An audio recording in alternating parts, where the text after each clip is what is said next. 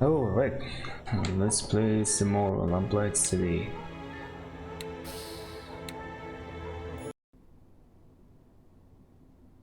So, I guess it's election Yeah, at least day you're already and registered to whatnot. vote. Having to go through that bureaucratic nightmare tonight would have just added insult to injury. Okay, anything An ad for a brothel. interesting At here? least they seem to know their audience. Oh. Okay then. I thought they were trying to encourage people to vote. With all these rules, it's a wonder anyone bothers. I know, right? Registration book. A list of fools who think their opinion will actually make a difference. Oh, come on now. Actually, what's the year? 1844 or something? 1840s? Can't be that bad, right?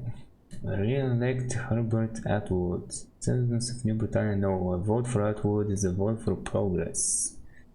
The truth of the matter is that STEAM technology is an assist in our modern lives. Prime Minister Atwood vows to fund ethic research and build a better, prosperous future for Vespuccia and its people. Don't be fooled by the lies and confusion of the ignorant masses. Bring Vespuccia into the future.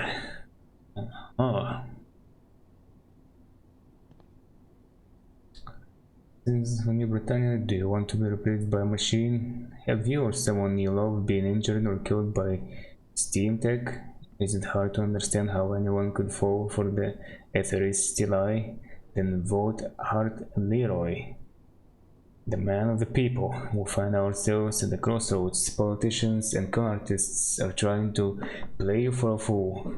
The true future of this future lies in the sweat of its workers. Don't fall for the lies and fights of fancy. Steam tech is not the solution. But Leroy will ensure that jobs are kept and strive to create even more of them. Keep your head out of the clouds and your feet on the ground. Vote Leroy. Or is it supposed to be Leroy? Maybe? It could be. The way it's spelled here with two capitals. Too late for that now.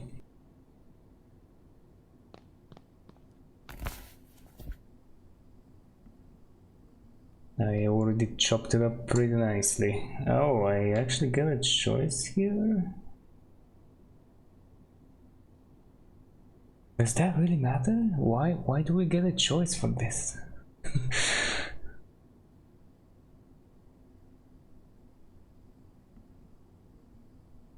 Oh, I wasn't actually thinking about that stuff, so I wasn't paying as much attention. Let's go with the middle option.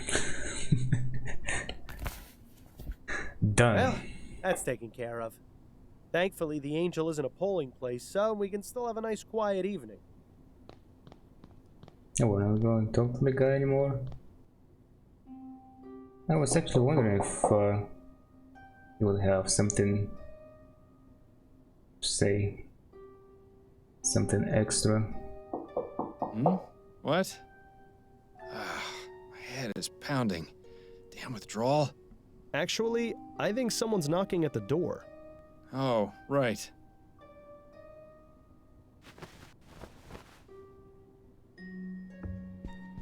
Should have listened to your mother. You should have practiced.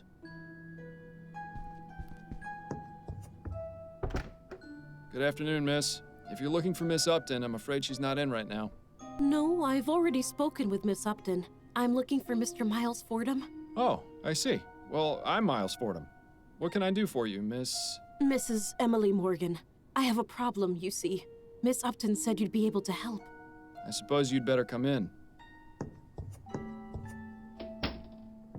So, what seems to be the trouble? It's my brother, Ronan Lespay. He was murdered 4 nights ago outside a tavern in the Chum.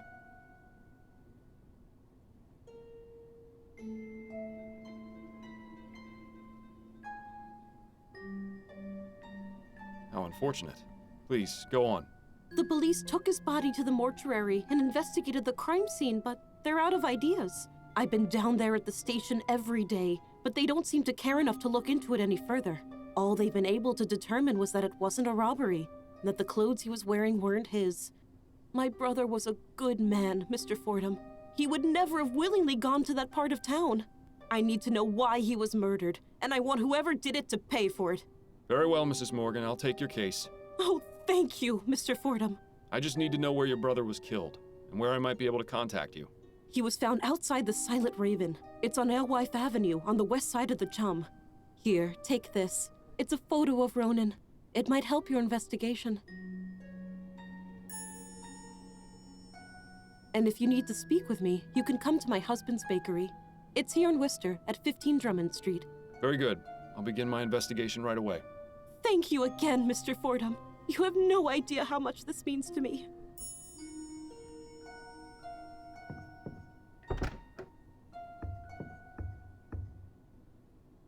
Well, this case has our names written all over it.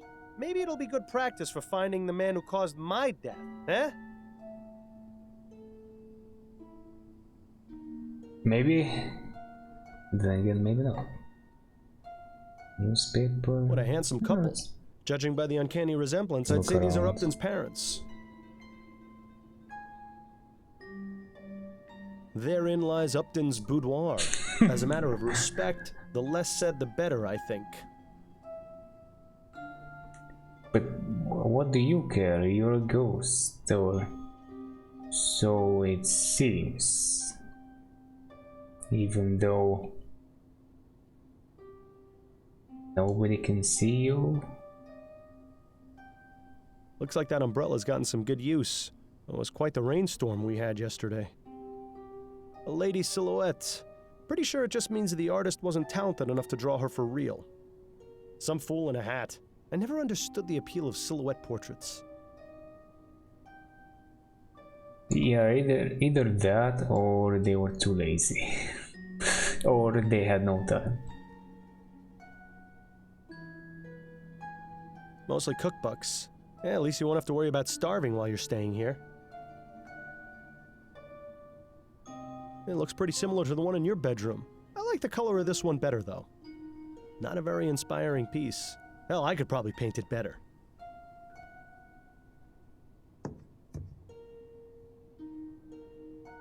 Alright, let's see, what do we have here? Hart Leroy continues selection celebration after beating Herbert Atwood in a stunning upset. Hart Leroy has continued his victory tour, yesterday visiting the Thorbum Iron Works in Chumley. Workers cheered as the Prime Minister-elect gave a rousing speech in which he outlined his plans upon taking office next month. Your jobs are safe, your livelihoods are safe. Steam Tech will not replace you. Leroy repeated several times throughout his address to thunderous applause. Leroy defeated Atwood in a stunning landslide with over 73% of the votes. Most voters cited his stance on preserving jobs and shunning steam technology as the deciding factor. Leroy's first order of business will be resuming construction on the Gascon-Chumley Bridge, creating several jobs. Continued on page 8. Well. The Justice Killer strikes again. The latest victim of the serial murderer is Burley? No, Burley. Yeah. I was wondering. Alright, the latest victim of the serial murderer is Burley Cause of Chumley. Cause was discovered in his apartment, killed by a single gunshot wound to the head. His neighbor, Ethel Williamson, reported a domestic dispute in which she heard the gunshot. Police arrived at the scene and found Cause along with the word justice written in blood on the wall of his parlor. The Gazette has learned that each of the men found murdered previously in Chumley were found in the exact same situation, contradicting the police department's previous statements that the murders were unrelated. Due to the murderer's unusual displays at each crime scene, he has earned the name Justice Killer. As of this writing, there has been no established link between the victims. More on this story as it develops. Alright. Maybe one of these days, Captain O'Good will tell me some more, who knows. Class action suit filed against Raw Maverick. Law firm official employees announces that a class action lawsuit has been filed against Raw Maverick on behalf of those killed in Foster Park during the Nigeria disaster in June of this year. Those close family members on June 24, 1844, as a direct result of the airship Nigeria crashing into Foster Park, are encouraged to contact the law firm at 72 Cymon Street in Worcester, actually. As they say, Raw Maverick operates several transportation services, most notably transatlantic airship services, starting with the HMS Legia. The HMS Leonore, the Legia sister ship, is nearing completion. Ocean employees are alleging gross negligence on Raw Maverick's part due to their lack of proper maintenance, which resulted in the disaster, causing 54 deaths on the ground, and in addition to the 300 passengers on board. Jones Usher claims ... continued on page 13. How ominous. Grand Dame's bizarre death ruled a murder. After a full investigation by the New Britannia police, that was the previous case, the death of Gascon Grand Dame Desiree Layton has been ruled a murder. Chief Police Reginald Snelling issued the following statement. Foul play was initially suspected, and our detectives determined that this was indeed the case. A suspect has been arrested and is awaiting trial.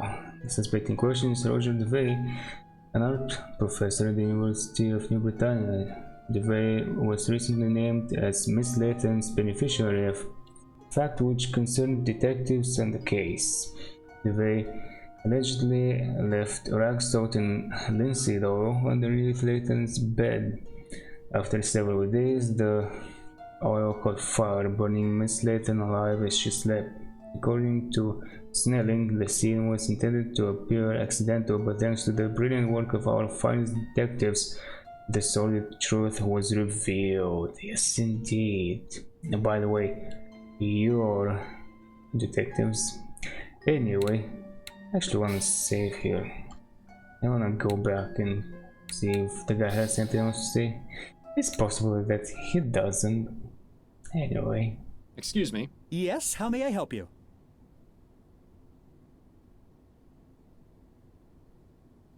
Well, actually, he does. Where is everybody? I'm not sure. Great question. I was told to expect large crowds, but so far we haven't had more than about 50 people in here. The polls have only been open for a couple of hours, though. I imagine things will pick up around 8 o'clock. Or it could just be that everyone has come to their senses and isn't wasting their time. Nah. Okay. I was gonna say it looks dark outside, but I guess it's very early in the morning or something like that. I have no idea how early they did it back in the day. Could you remind me what the candidates stand for? You mean to tell me you've come to vote without knowing who to vote for? No, I've just had a lot on my mind. Well, if you need a basic breakdown of each candidate's platform, there are some pamphlets on the table over there. Feel free to browse them at your leisure. Right. Thank you. I'll just go cast my ballot then. Very good, Mr. Fordham. But that's your job.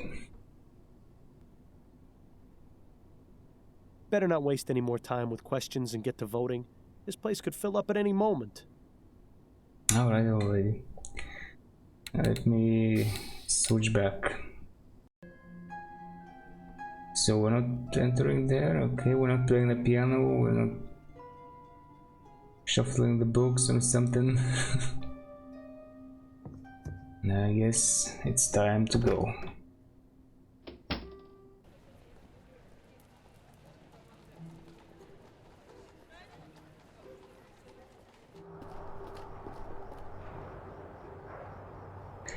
I remember correctly, there was one cool animation here. Yeah, with the drain, was it? Or something. Something nearby. I guess in time, if I discover it, I'm gonna see it again. I suppose you could do worse, as far as bar names go.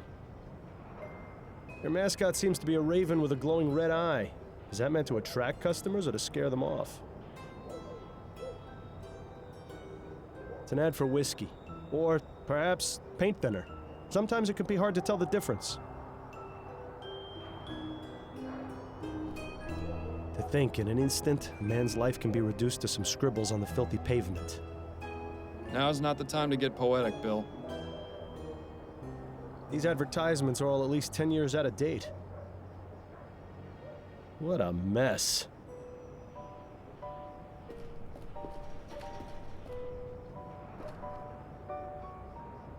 Yesterday's rain has made the water level rise significantly. Is it just me, or does it look like there's something resting at the bottom of the drain? If there is, I have no way of getting to it through the drain cover. Oh, how did he notice it, by the way? Like, it doesn't seem like he can see much. Securely fastened, unfortunately for you. If only there was Damn some way to undo these bolts cheater. and remove the drain cover. You know, right? I don't have a screwdriver though, do I? Oh, I have a photo. Unremarkable, young, unremarkable looking man. Sure.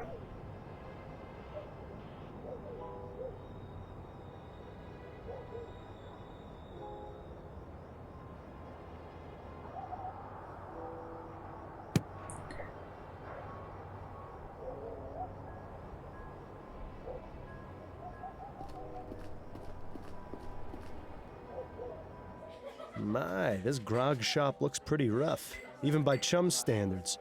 Let's keep a low profile while you're in here, Miles. Doesn't look like cleaning up is high on the list of priorities around here.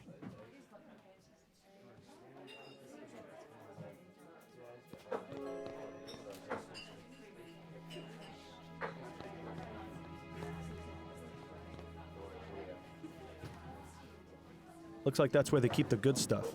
Of course, around here, good is an extremely relative term. They don't seem to have much variety in their beer selection. Excuse me, barmaid? Hi, what do you need? Have you worked here long? 13 years. I see. Anything else you can tell me about yourself? I ain't the friendly type. Right. Understood. Any thoughts on the election? Nah, couldn't care less, really. Doesn't matter who's in charge. My life ain't getting any better. Surely it'll get better with Leroy in office. We'll see.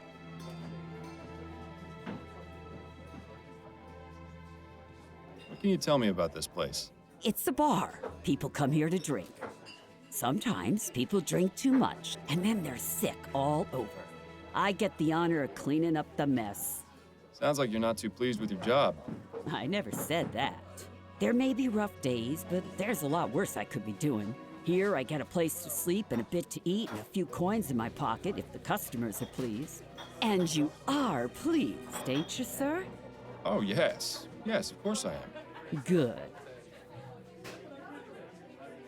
Were you working on election night? Pal, I'm here most every night. So that's a yes, then? Christ on a cracker, you ain't too bright, are ya? Yes, I was here on election night. There's no need to be rude about it, madam. Where might I find the landlord? You won't find him anywhere. He doesn't come around here more than once a month.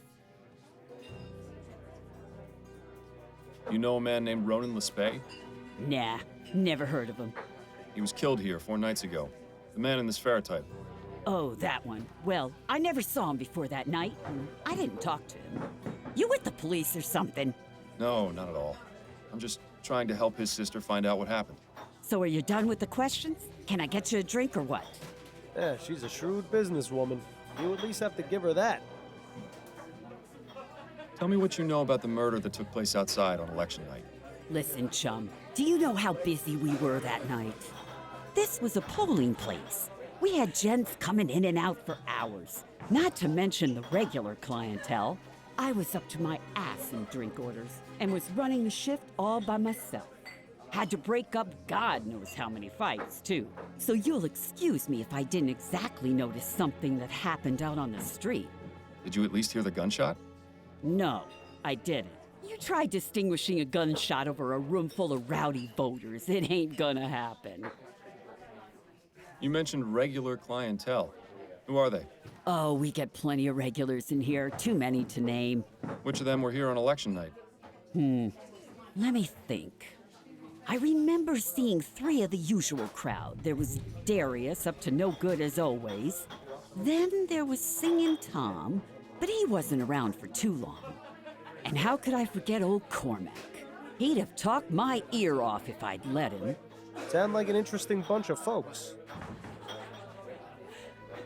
What can you tell me about Darius? Hey now, bucko. You've come in here asking me all these questions, but I ain't seen nothing from you. You want more information? You're gonna have to earn it. Right. Give me a gin, then. Coming right up. Don't get carried away now, Miles.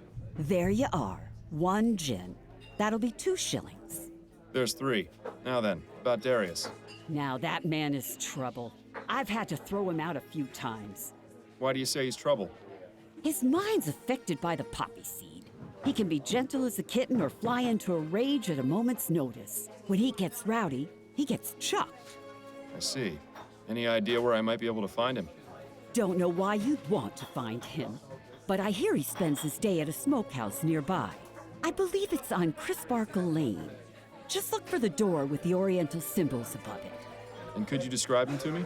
He's a rough-looking sort, about 55 years old, has a scar on his left cheek, grayish hair, medium build. Excellent. Thank you. Who is Singing Tom? Ah, Tom. Not sure what his surname is, but he's in here about twice a week. We call him Singing Tom because he leads a church choir.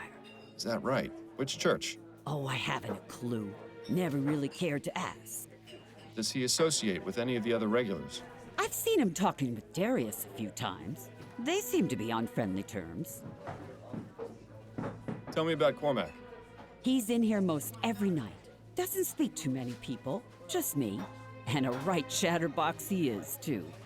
Between you and me, Cormac stinks. I can understand why he doesn't keep much company. He stinks? Aye, he's a sewer worker. Spends all his day underground in the muck, so he always reeks of shit. I see. Any idea where specifically he works? I believe he's at the treatment station, over near the ferry terminal. If this is going where I think it is, then I'm especially glad I can't smell anything anymore. I appreciate you taking the time to chat. Yeah.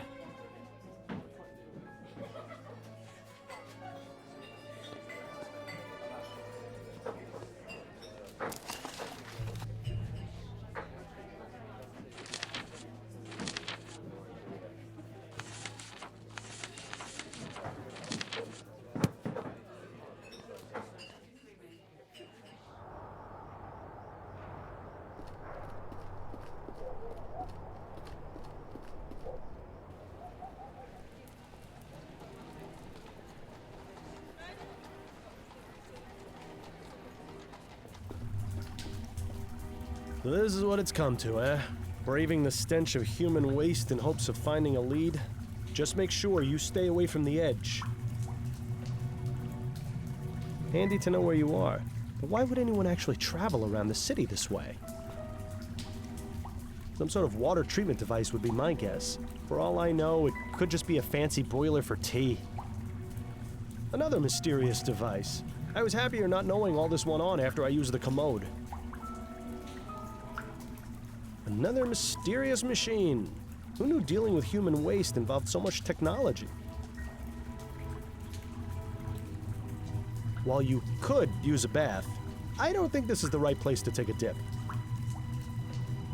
I hope those aren't full of what I think.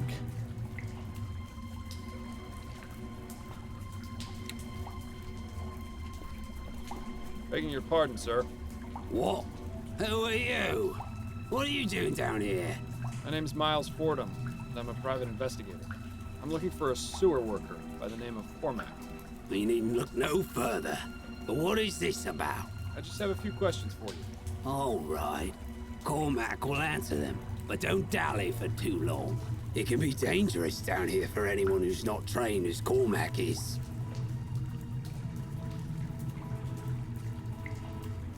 Is it difficult being a sewer worker? Difficult? Nah, it's a dream. Especially since they introduced all these steam tech treatments and purification whatsits. The only thing Cormac's got to do is check the little dial never goes into the red on old Belinda. Belinda? Aye, the purifier. She's a real special lady who's made Cormac's life so much brighter. Cormac makes sure to thank her each and every day. Wonderful. We're talking to a lunatic. Wasn't so easy a few years ago. Back then it was tapping on pipes all day. Tapping on pipes? To make sure they was flowing fine and not blocked. Cormac would take his little hammer and tap, tap, tap on the pipes to make sure they was ringing fine. You can imagine what that was like. Tap, tap, tap. Ring, ring, ring. All day, up and down, over and over. The tapping stopped, but the ringing never left. Still hears it to this day, Cormac does.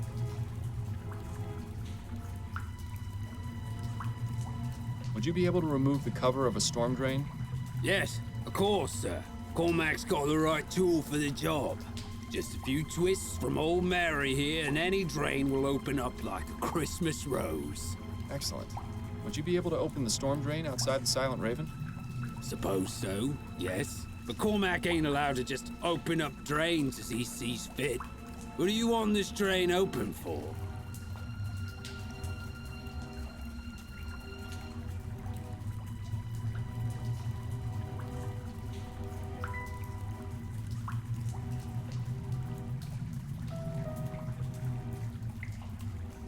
I don't actually have a reason, but I'll let you know if I come up with one. Fair enough.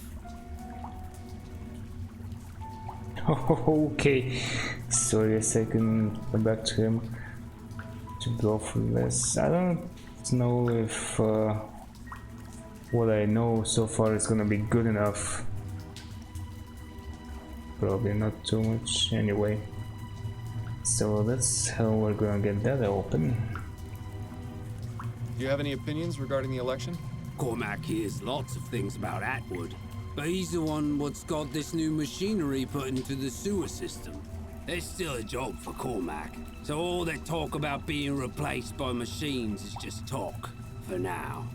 But Leroy says he wants to give the workers their fair chance, so Cormac can't argue with that. What about you? I think Leroy will be a good prime minister. Bah, they's all the same in the end. One way or another. No point worrying, says old Cormac. Alright. Do you frequent a pub called the Silent Raven? Yes. The Raven is where Cormac goes to forget about the day's work. The barmaid, Nicole, she's a good sort. We likes talking about the ponies down at the track. Nicky loves her some racing. She gives Cormac drinks for cheap in exchange for odd jobs. Nice to have your own personal sewer man, I suppose. She's really the only one Cormac talks to. There's a few others Cormac sees often, but Cormac hasn't spoken with them. Cripes. This guy goes on and on, doesn't he? To be fair, you were warned.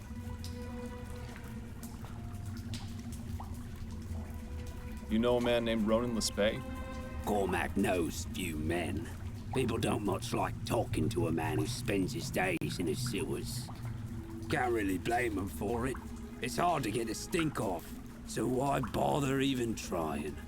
You didn't answer my question, though. Do you know Ronan Lespay or not? Could you describe him? Cormac's got a better memory for faces than for names. I have his portrait. Here, have a look. Ah, yes. Cormac saw this fellow recently. On election night?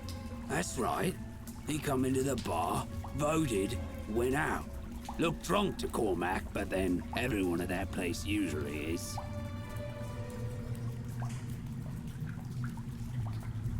Do you know anything about the murder that took place outside the Silent Raven on election night?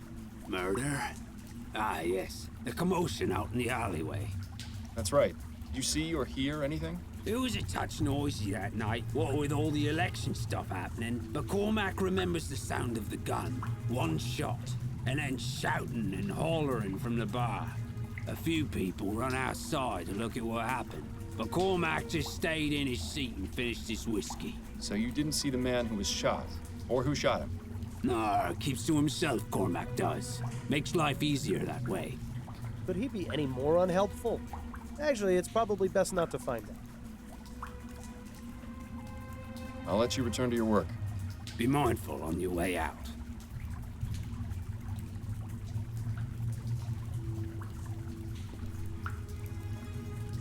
You know what, I'm already here. It probably won't hurt to save again just in case. Moment of your time, if I may. I will Right, we'll make it quick. attempt this. Why not? Would you be able to remove the cover of a storm drain? Yes, of course, sir. Cormac's got the right tool for the job. Just a few twists from old Mary here and any... Excellent. Suppose so, yes. But Cormac ain't... What do you want this train? A vital piece of evidence at the bottom, which only Bill saw, quote unquote saw. I believe there's a vital piece of evidence at the bottom of the drain. Oh, that's You what don't it say. said. It's quite true. It may even help me solve a murder. Well then, in that case, Cormac will get the drain open for you. Come on, there's not a moment to lose. He said, I believe there This is it then? That's the one. Right, Something. won't be a moment. that's different. There we are. Thank you for your help, Cormac. Not a problem. Now, if you don't mind, Cormac's just going to pop inside for a quick pint.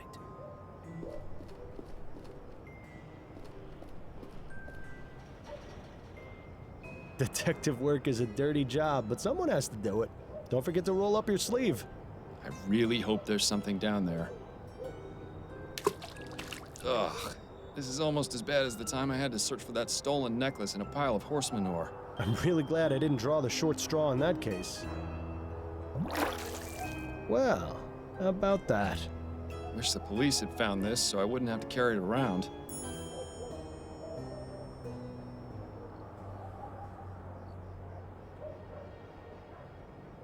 Nothing else down there but dirty water. Alright, I got me that now, and I also have the guy inside, which means something else might happen. Mud covered pistol found at the bottom of a storm drain outside. Yeah, but anything about the pistol?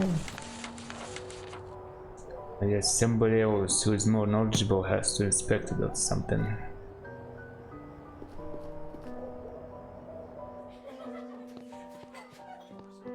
Let's not stick around here if there's nothing more to ask about right now.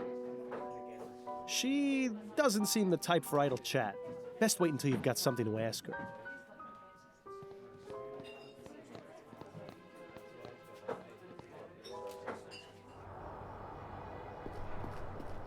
Okay, so the horse racing thing is not relevant, or at least not yet.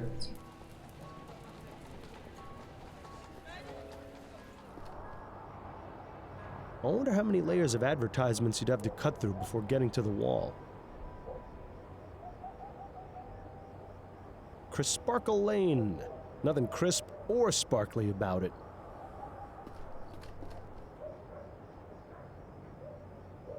I can't make heads or tails of it, but I'll bet you 10 crowns it doesn't say welcome.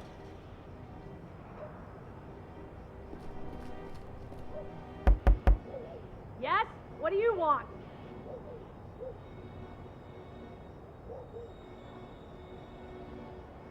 Might I come in, please? This is private property, and I don't know you, so no. I'm looking for a man named Darius. I believe he may be inside.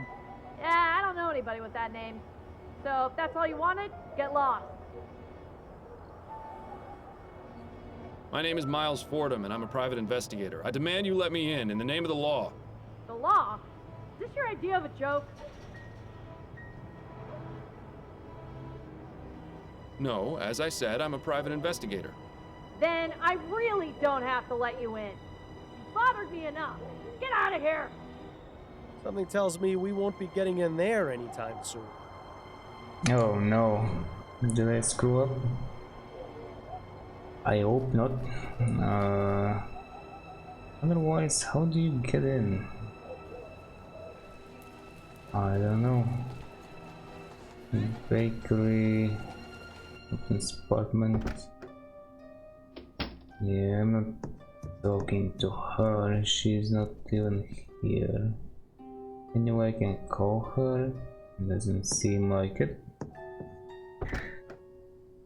Okay then.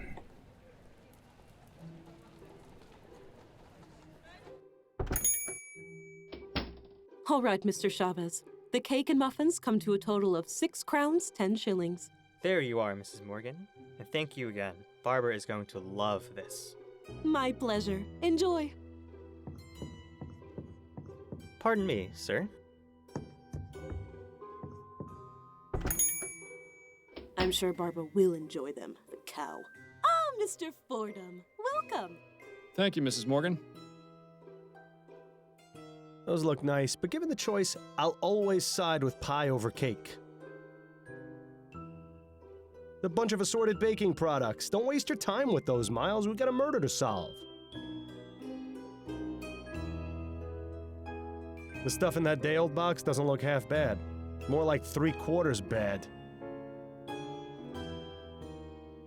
Well, I never had much of a sweet tooth, but even I'd consider buying some of this stuff. You know, if I were still alive. Minor detail, I know.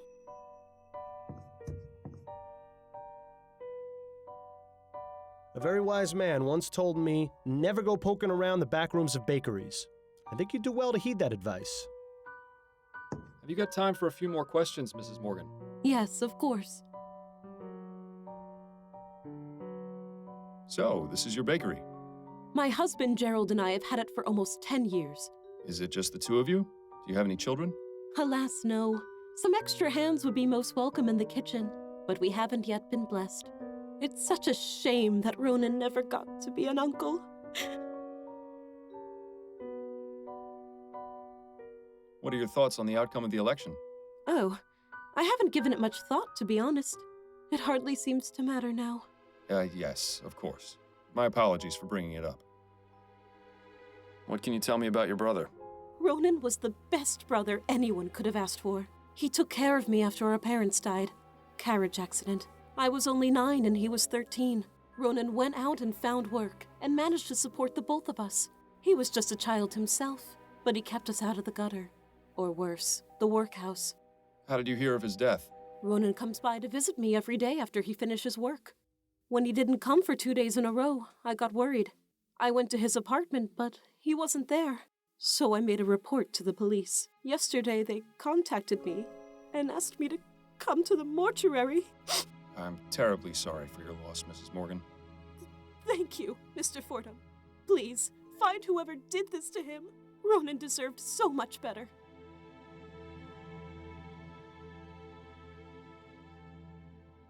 What do you know about your brother's murder? Only what the police told me. He was shot at close range outside that pub in the Chum. Nothing was missing, and his wallet had money in it, so they said it wasn't a robbery. I didn't recognize the clothes he was wearing. I had never seen them before, and they were far too big for him. I still can't believe he's gone. He was the only family I had left. Dr. Edwards at the mortuary might be able to give us some more detailed information. The only thing we'll get out of this one is more tears. What sort of life did Ronan lead? You know, just normal. He'd go to work, come visit me afterwards, and go home. He didn't have much of a social life. At least he never mentioned any friends to me. I always hoped Ronan would meet a nice girl to settle down with, but he was so shy, you know. Where did Ronan work? At the Grips Home Taxidermy Shop in Gascon.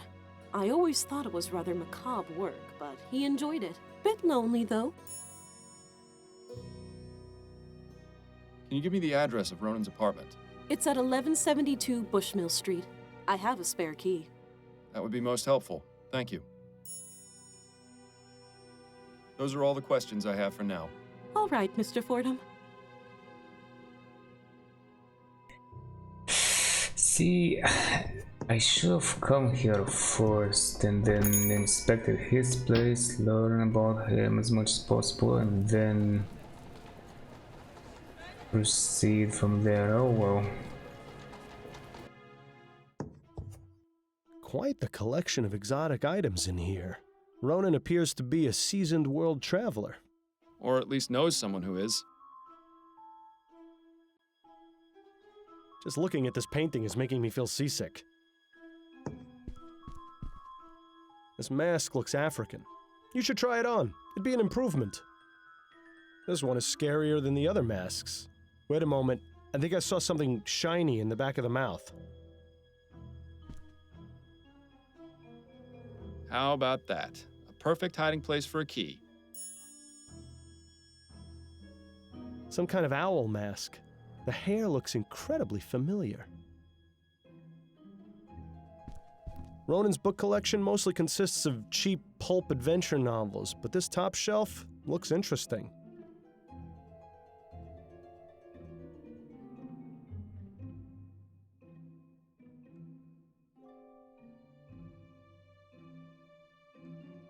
No title, and it appears to be blank. I wonder if Ronan just kept empty books on his shelf to appear well-read. It's in another language, but it appears to be a Bible.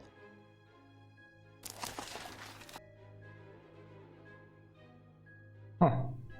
They're actually giving me something here.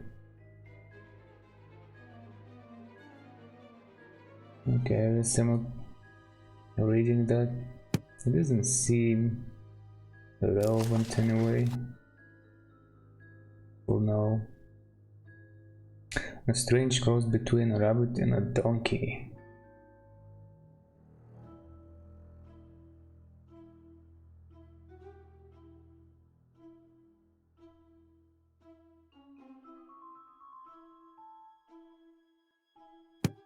Okay, and this? You must be aware, dear reader, that the customs of the Orient differ greatly from our own. You would do well to familiarize yourself not only with common ones, but the more obscure and clandestine ones as well, lest you offend anyone on your travels. Opium use. The turn of the century, travelers to the Orient would often seek out the more exotic pleasures, which is to say opium. Nowadays, the influx of immigrants from China to Vespuccia has caused a significant drop in this type of tourism, as many opium dens have appeared in El Presidio, with some even known to exist as far east as New Britannia. In any case, opium dens are open to all who seek to indulge, known colloquially as riding the dragon. The use of opium recreationally for relaxation or as a social activity is a common pastime. Okay, so that is useful, I guess. Baiju, if you are offered wine, make sure you understand what exactly it is you are about to drink. Chances are it might be baiju, a clear liquid usually distilled from fermented sorghum, although other grains may be used. Southern China versions may employ glutinous rice, while northern Chinese varieties may use wheat, barley, millet, or even job steers instead of sorghum. The Juku starter culture used in the production of baiju mash is usually made of pulverized wheat grains. As a foreigner, drinking baiju may be a shocking experience. It has been known to be used as a way of proving oneself in a group. This high concentration of alcohol is often too much for anyone not used to it. Exercise caution. The last thing you want is to end up face down in a back alley. Oh, really?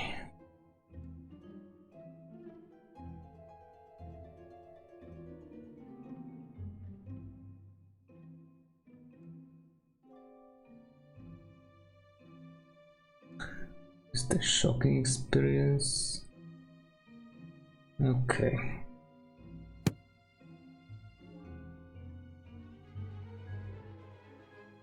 Let's see, anything else? I had an illustration that looked similar to that one. I wonder where it ended up. It's funny it didn't get added to my casebook, and it also... Small gold key. Oh, this was from the mask. I thought it was to the apartment. I was like, what the hell? I guess Ronan won't be realizing his world travel dreams now. Death really has a way of messing up your plans. You need to have a gold key. Oh, no, that's just the bed. Okay. Bill also did not mention anything about this stuff, but they may need it. Ronan wasn't too concerned with comfort, apparently. This is hardly bigger than a bunk at sea.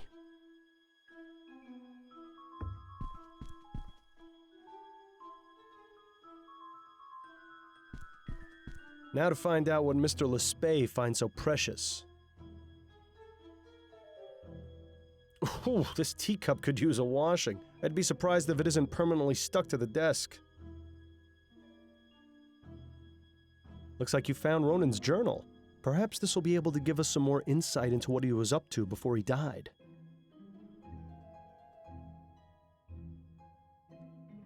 Let's see. June 17th, 1843.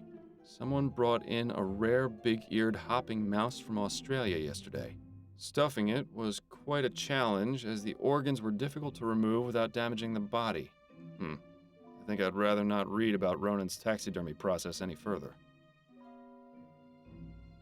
February 24th, 1844. Jimbo has been at sea for nearly 2 months. These long periods away are the most difficult, but all the time seems to disappear when I see him again. My solace is that he will return with plenty of tales of adventure. I can hardly wait to hear them. February 24th, 1844. Jimbo has been at sea for nearly 2 months.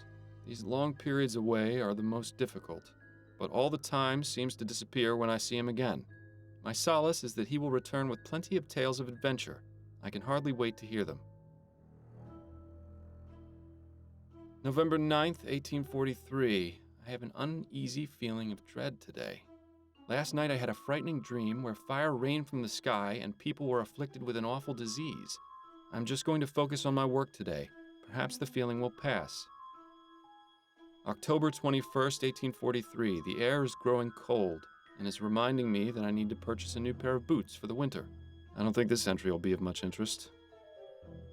October 21st, 1843. The air is growing cold and is... I don't think this entry will be of much interest. October 21st, I don't think this... October 21st, I don't think... Really? This seems like a big book. Like, we have only, what is it, 3-4 entries? October 20... I don't think this... February 24th, 1840... These long periods... Okay, I'm gonna need some more info, I guess. February 24th, 18... My solace is that he...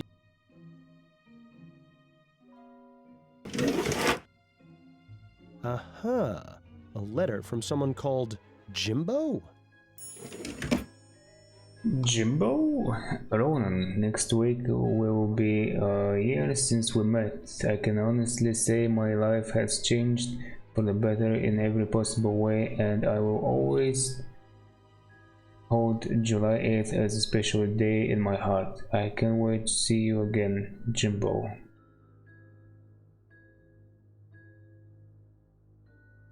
That's empty. Too bad.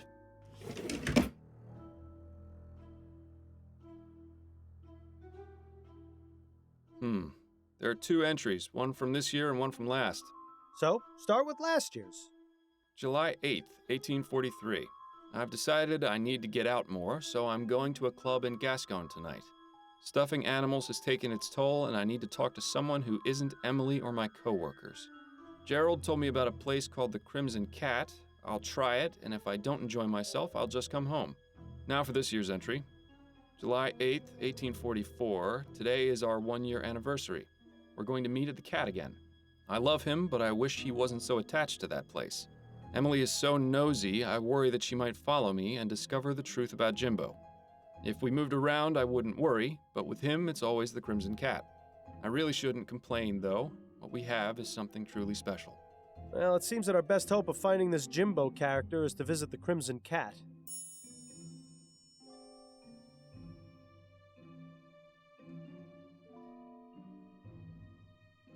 A model of the SS Joondalup. Looks like a merchant vessel to me. They appear to be a pair of letters from Ronan's landlord. Alright. July 2nd, 1844. Ronan, with regards to your request for an extension to pay this month's rent, I'll gladly give you until next month. You have always been a reliable tenant who has paid on time, so don't be concerned. I hope you resolve your issues. Danforth. September 3rd, 1844. Ronan, I understand we all go through financial difficulties, but I'm afraid I can't extend my generosity beyond the end of 2 months. Please have the rent ready by then, or I will have no choice but to seek legal action against you. Danforth.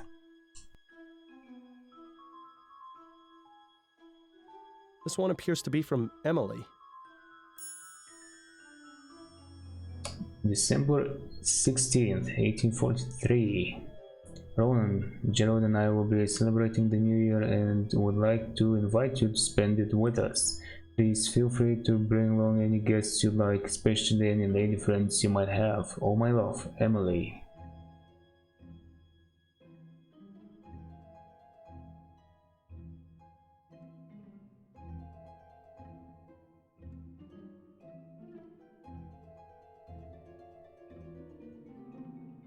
Really? Nothing here? Alright.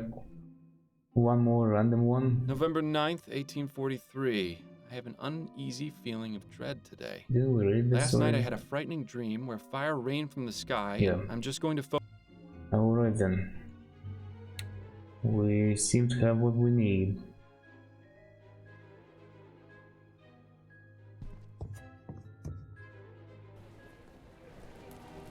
Oh, by the way, I still have no idea, was it the key for the desk or was it for something else? He didn't say anything while opening it, so probably not for it. I'm gonna try my luck here again.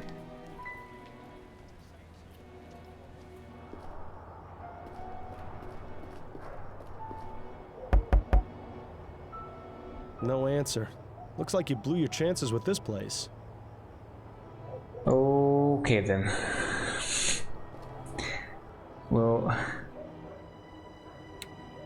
that's a shame that this happens.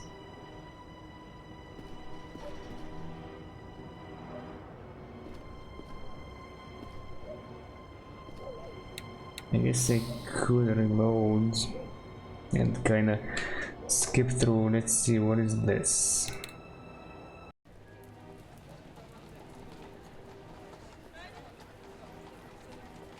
This is what I got just now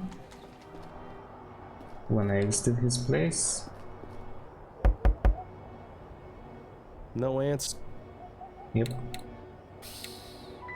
Let's see, which is the previous one? Oh, the way back moment of your time. down here. Right, I make.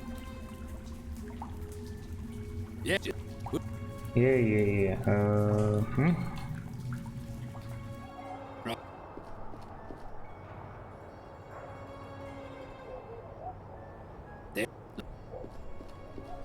Okay, so I guess now he'll be there forever and ever, something like this, at least for a long while. Well, Oh wait, isn't this...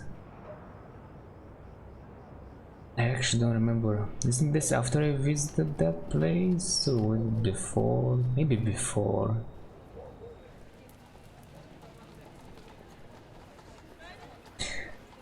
Oh well.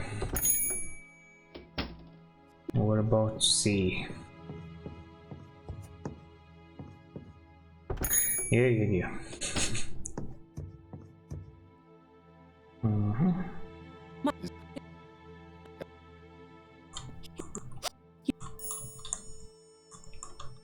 He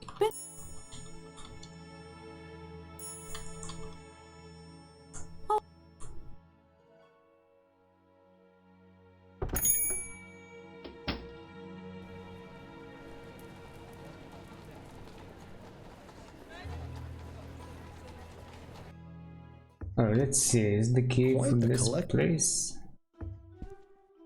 Locked. Naturally. This one.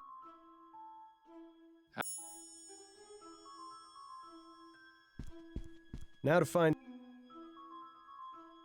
this one.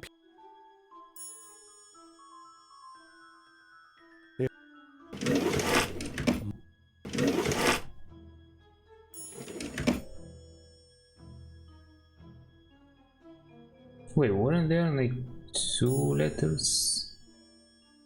There we go. This is like nothing. Very interesting. Looks like you found. Hey, I There are actually 2 entries, one from this year and one from last. missed start like with one July 8th, line from 18th. Stuffing. here. Gerald told me about a place called the Crimson Cat. Now for this year's entry. July 8th, 1840. I love him, but I wish he wasn't. Emily is so nosy, I worry that she might follow me and discover. If we moved around, I wouldn't worry, but with him, it's always the Crimson Cat. I really shouldn't complain, though. Oh, Well, it seems that okay. That was the line. Okay. I'm still gonna Ronan's book. inspect this stuff. Who is it? Riding the dragon. And this was this trick.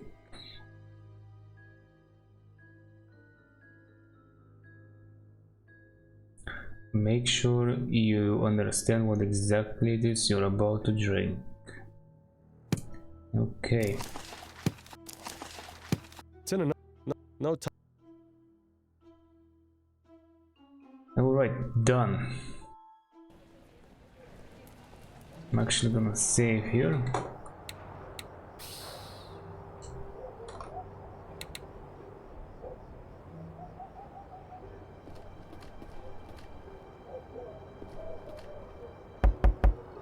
Yes?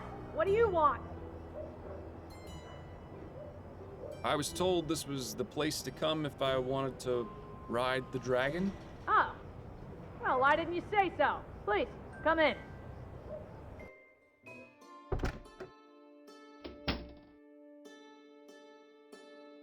Okay, well, this guy seems like he's riding the dragon or something like it. They're really dedicated to their theme in here, aren't they? Poor horse. That fellow in the armor must have weighed a ton. Fancy. At least they provide their clients with some measure of privacy. Now I see why they call it riding the dragon.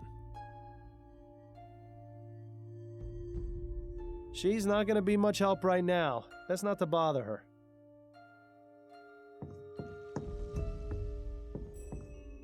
Wait, why did he turn? Oh, I think I kinda spammed. I thought he didn't want to move or something.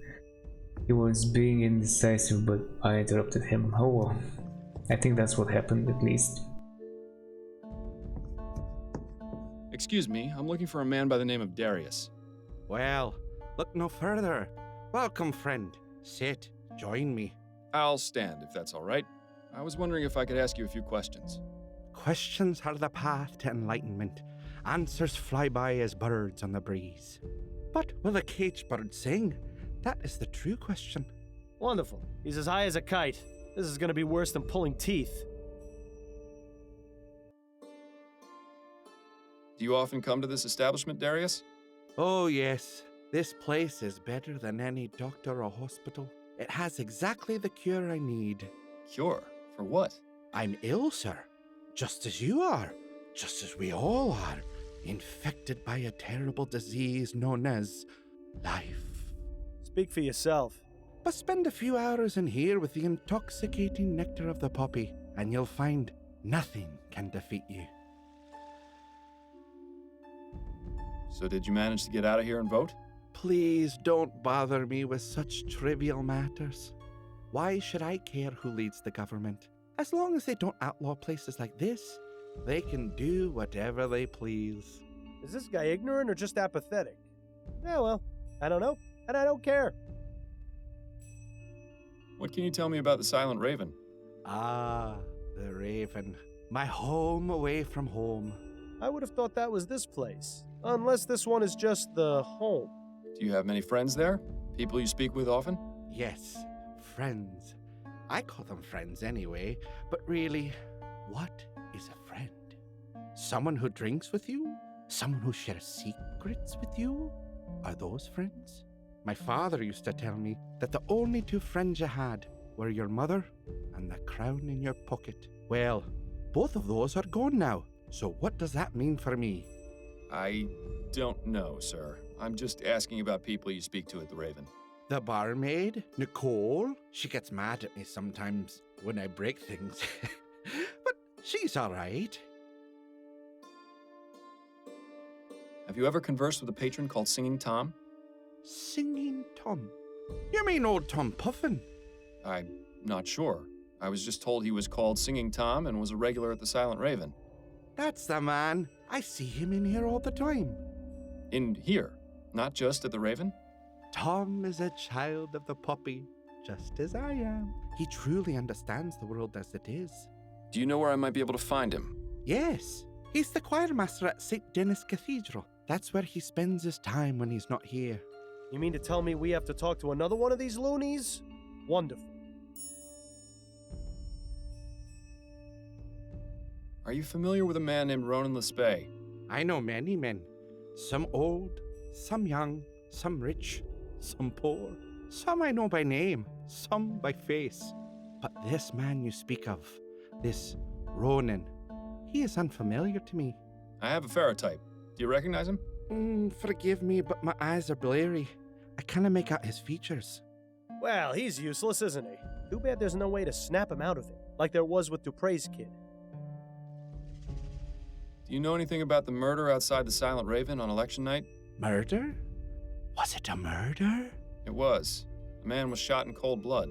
That would explain the commotion, as well as the sound. So you heard the gunshot? I did. I thought it might have been one of the voting machines making the noise. But then there were shouts, and people began to run. Did you see or hear anything before you heard the gunshot? I seem to remember hearing a man shouting a name. A name? Yes. It sounded like Priscilla. Well, how about that? He's managed to be of some use after all. Assuming he's telling the truth, of course. And does the name Priscilla mean anything to you? Afraid not, young man. Goodbye, sir. Goodbye, young man. May you find peace and happiness.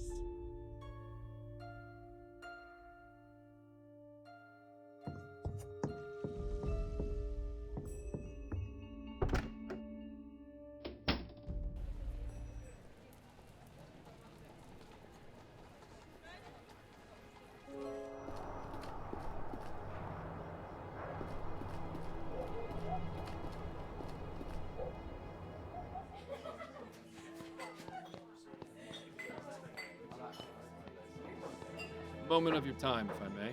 Right, but make it quick. Do you know anyone named Priscilla? Ah, that's not a name Cormac knows. Frankly, I'm surprised it's not the name of one of his tools. Thanks for your time. I'll let you get back to your drink. Excuse me, barmaid? Hi, what do you need? Does the name Priscilla mean anything to you? Nope. I appreciate you taking the time to chat. Yeah. Have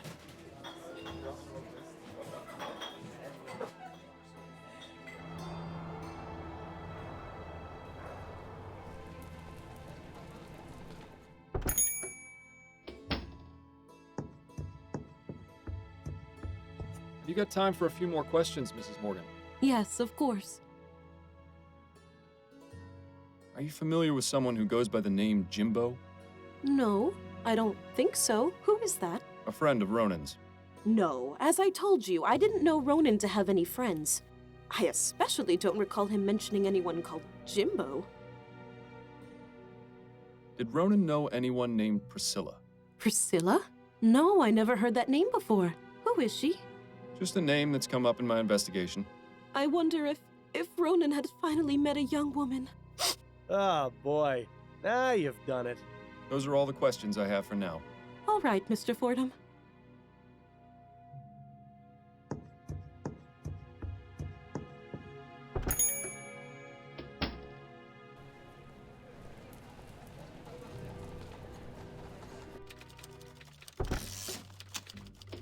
I was beginning to wonder when you'd show up.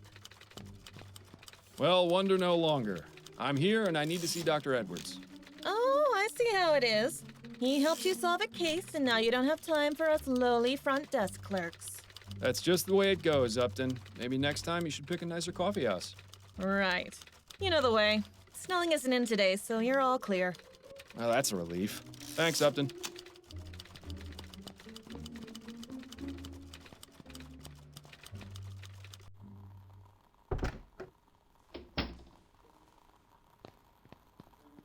I hope I'm not interrupting anything, Edwards. Ah, Fordham. Always a pleasure. Have you got time for some questions?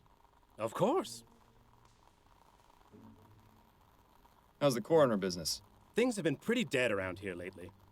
Don't quit your day job, Edwards. What are your thoughts on the election? There was an election? I think our friend Edwards needs to get out a bit more. So what can you tell me about Ronan Lespay? Caucasian male, approximately 27 years old, died of blood loss as a result of being shot at close range. He was brought in 4 nights ago. I performed the post-mortem the following day. After that, his next of kin was contacted. I believe his sister came to identify the body. Any personal opinions on what might have happened? Well, the fact he was shot at such a close range would suggest it was done by someone he knew. And robbery doesn't appear to be a motive, since his wallet was found on the body with money in it. Beyond that, your guess is as good as mine. Better, I hope. Did the post-mortem reveal anything? Quite a few things, actually. Mr. Lespay was extremely inebriated when the shooting took place. There was enough alcohol in his blood to presume he had been drinking for hours before his death. I also managed to remove the bullet from his heart. It's a .36 caliber lead ball, standard revolver shot. It shouldn't be too hard to match to a weapon, provided you can find it. Did you notice anything unusual about the clothes Mr. Lespay was wearing? Unusual? Not really. They seemed a bit big for him, but that's all. His sister seemed convinced that they didn't belong to him. That's a distinct possibility, but I couldn't say for sure. He could have just been a sloppy dresser. I found this pistol at the scene of the Lespay crime. Could you take a look and see if it was used to murder him? It's all slimy. Where was it? Sitting at the bottom of a storm drain. Oh, I suppose that's not as exciting as finding it inside someone's intestines. Did I ever tell you about that post-mortem, by the way? No, I certainly don't want to hear about it now. How long will it take you to analyze that pistol? I should have something conclusive within the hour, if you don't mind waiting. No, it'll give me some time to gather my thoughts. Right, I've concluded my analysis, and this gun was definitely used to shoot Mr. Lespay. The bullet I removed from his body is a perfect match. Thank you, Edwards. That is extremely helpful. There's one more thing. I cleaned off some of the muck and found the initials JB etched into the handle. Interesting. My expertise with guns is purely forensic, so I can't determine if this is the gun's maker or the initials of its owner. That's going to have to be your job. Thank you, Edwards. Help is always appreciated. I'll be going now, Edwards. Take care, Fordham. And remember, not everyone gets to leave the morgue alive, so consider yourself lucky that you can.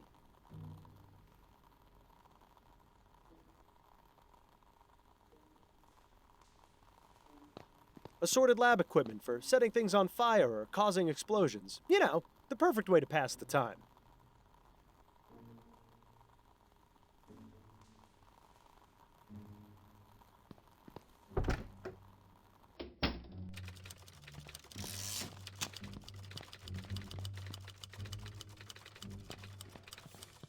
Can we talk for a moment, Upton? Certainly. What's on your mind? How are things with you? Better than last week, but plenty of feathers still ruffled around here. What happened? You have to ask. Snelling was not happy with you turning up at the Latham crime scene. He was a right inquisition around here. Snelling going around to interrogate everyone, trying to ferret out a leak. So he suspects. I'm afraid so. I managed to calm him down some and divert suspicion. He thinks someone on the force is speaking to the Gazette, not to you directly. Well, that's some kind of relief. I'm sorry you had to go through that. Oh, don't worry about me. Well, maybe worry about me a little. That was one hell of an election, wasn't it? That it was. I don't know how he managed it, but I'm glad Leroy won. I feel the same.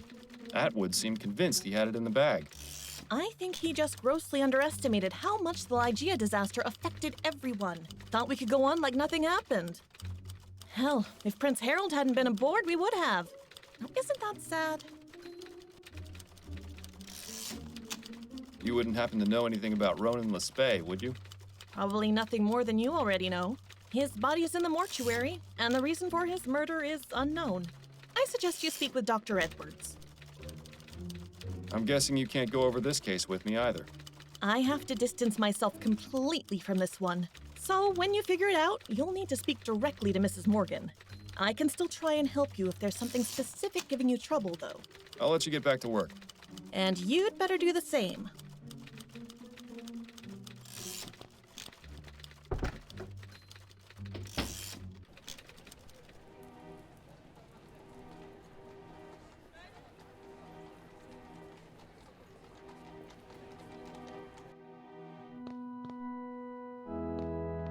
This angel looks like it would throw its lamp at you as soon as you turned your back on it. What a racket. I'm glad you're not a member of this church. Sitting through Sunday Mass would drive me insane. Now this is one intriguing chest. If only we could search it without arousing any suspicions.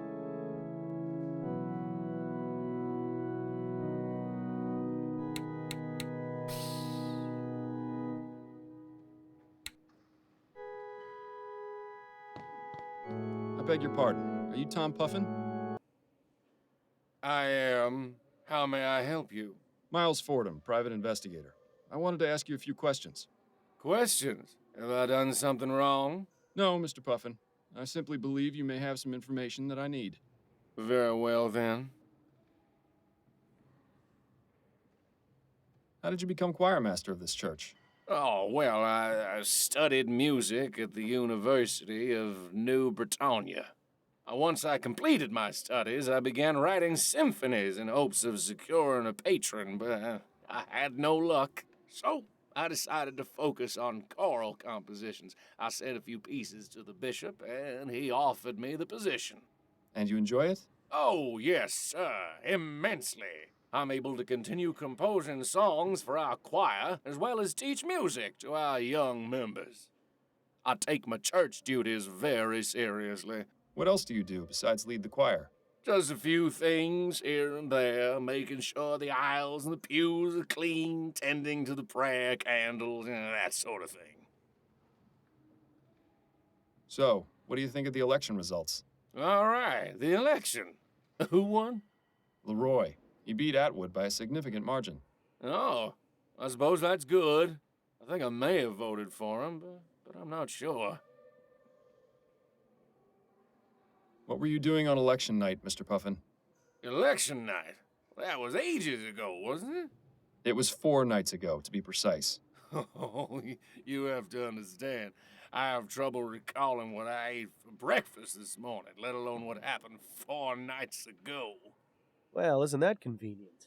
Do try to remember, Mr. Puffin. It's quite important. Well, I know I voted at my local polling place, the Silent Raven. And then, I'm not sure, actually.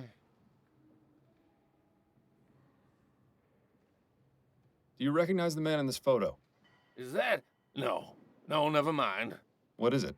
Well, for a moment, I thought it was someone else, but I was clearly mistaken. So you don't recognize this person, then? Afraid not. Who is he? His name is, or rather was, Ronan Lespay. What? Is he dead? He is. I'm trying to find out who killed him. Well, I hope you find your man, Mr. Fordham. Do you know anything about the murder outside the Silent Raven? Murder? Yes, a man was shot. Did you see or hear anything? I don't remember. I don't think so, no. How long were you at the Raven that evening? Not very long, I don't think. I went, voted, stayed for a drink, and then I left. You recall what you did the rest of the evening? Not specifically. I probably went home and went to bed, like I always do. Are you in the habit of using opium, Mr. Puffin? What? Why would you think that? I met your friend Darius. He told me you share a pastime. All right, yes, I do enjoy a visit to the opium den from time to time. From time to time? More like morning, noon, and night. Have you found the drug has had any adverse effects? Memory loss, for example. I admit I'm not quite as quick as I used to be, but without it, I'm in constant pain. Is that right?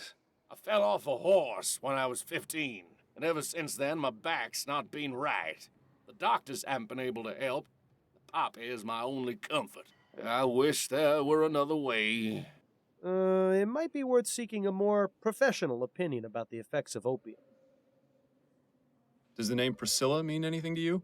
Priscilla? What does that have to do with anything? The name has come up in my investigation. Is it someone you're acquainted with? No, it isn't. I don't know anyone by that name. You certainly seem concerned about her, though. I'll let you resume your practicing, Mr. Puffin. Thank you. Have a blessed day.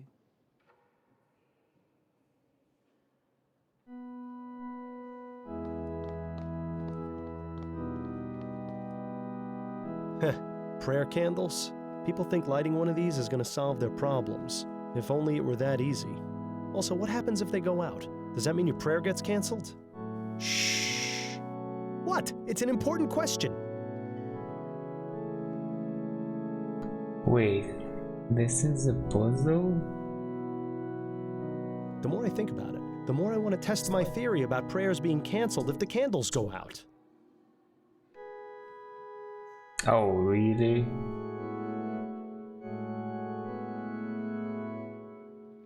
Well, I saved before I talk to him, I guess. Why not?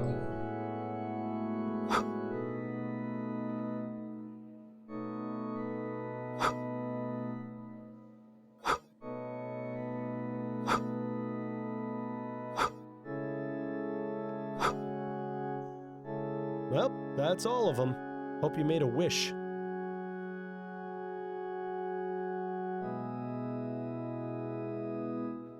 And I hope I didn't screw something up. Because if that was a puzzle, it must be done in a particular order, and I cannot collect them up as well. Rough.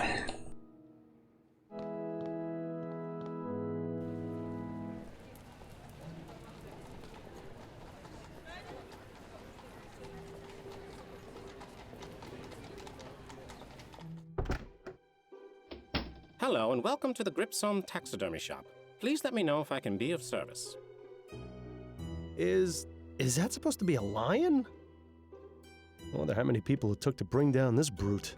There's a small button on the base.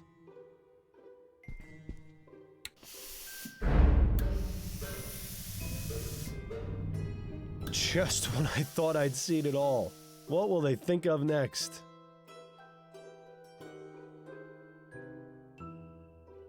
Reminds me of the one in the Dupre house, except that one actually looked alive. There's a small button on the base.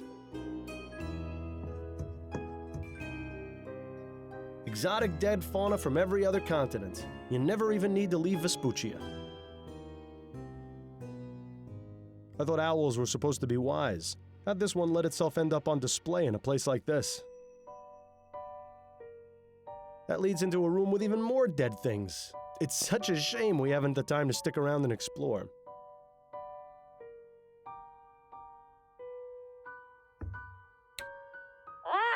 Welcome Welcome to the Grip Zone Taxidermy Shop. Please enjoy our displays and be sure to consider us for all your taxidermy needs. Just a reminder, we stuff animals only. Wah!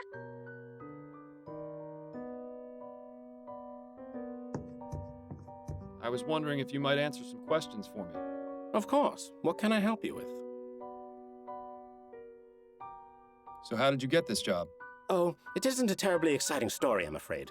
I just saw an ad in the Gazette for a clerk position. I never expected to learn so much about taxidermy. I'm sure he's amazing conversation at parties. Any thoughts on the recent election? I'd really rather not talk about it. I don't know how the people of this country could put someone like Hart Leroy in charge. It's obviously because he holds the interests of the common man above all else. So, you're just like all the other cowards who think steam tech is dangerous. Well, I hope you like the idea of living in the Dark Ages, because that's where Leroy is going to take us. Perhaps it's best if we drop the subject entirely. Anything you can tell me about the shop? Plenty! This is New Britannia's most sophisticated taxidermy shop. Unlike other taxidermists, we work with modern technology to get results they could only dream of. What does that mean exactly? Using steam tech, we are able to create the illusion of life in these beasts. Just take a look at our floor samples. The parrot and gorilla are two of our finest works. They really speak for themselves. Well, the parrot does at least. I think it would frighten our customers if the gorilla did too. And once ethericity is harnessed as a viable source of energy, we'll get even better results. This guy is way too excited about bringing dead things back to life. Yes, fascinating. Moving on. I was told Ronan Lespay works here. Do you know him? Ronan? Yes, of course. That is to say, I know he works here. I haven't had much interaction with him. He mostly keeps to himself. Does he have an office or workspace I might have a look at? Now, wait just a minute. Why would I let some random stranger off the street in to look at an employee's workspace? Because I'm a private investigator and I'm trying to get some information. Well, even if that is the case, I'm afraid you're out of luck. Ronan does have a workspace, but it's completely bare. He doesn't keep anything here. Were you aware that Ronan was murdered 4 nights ago? I had no idea. That's awful. What happened? That's what I'm currently trying to find out. Do you know if Ronan had any enemies? Anyone who might want to do him harm? No. As I said, I didn't speak with him much or know much about him. But now that I think about it, I did notice a strange man waiting around outside the shop a few days ago. Tell me about this strange man you saw. At the time, I didn't think much of him, but the more I recall, the more I realize he was being very suspicious. What did he do? He just stood outside across the street, but he seemed to be focusing on the building. It was as though he was waiting for someone.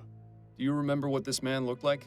I didn't get a very good look at him, but I do remember some things.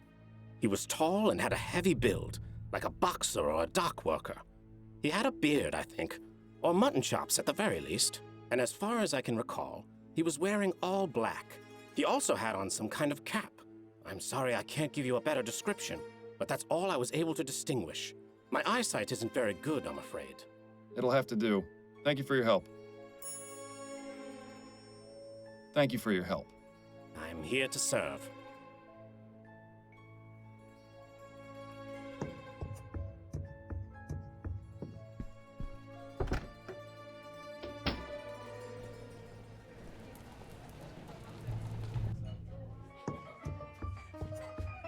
Ah, the Crimson Cat. One of my favorite underground clubs. Ooh, I spent some wild nights here. Which reminds me, I wonder if Stefan is still working the bar these days.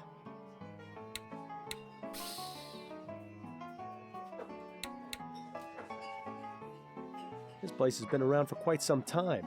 That well-dressed feline is Red, the official mascot. Looks like a view of Claremont Street with St. Denis Cathedral in the background. Call me old-fashioned, but I've always felt the piano should be played by an actual human. These automated ones just don't have any soul. Seagrave's Stasholine, high-quality mustache wax. You know, I always wondered what you'd look like with a mustache. Attention customers, Use of Dr. Tennyson's vigor pills while under the influence of alcohol may cause loss of consciousness. It's nice to see this establishment looking out for its patrons. Good old Bollingworth Ale. Unlike so many other things in life, it never lets you down. Well, not while you're drinking it anyway. The next morning is another story entirely. Fine beer always served here. Good to know. Quite the selection. It rivals even the Angel. Looks like they've got Bollingworth, Millhopper, and Brooklyn Lager. Not a bad set of beers.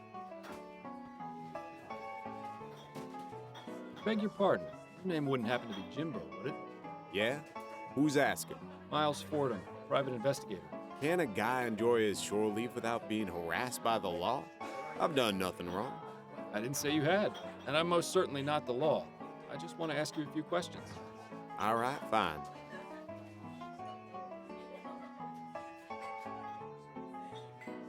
Where does the name Jimbo come from? It's just a nickname. My real name's James Bowcroft. And what is it you do? I'm a sailor.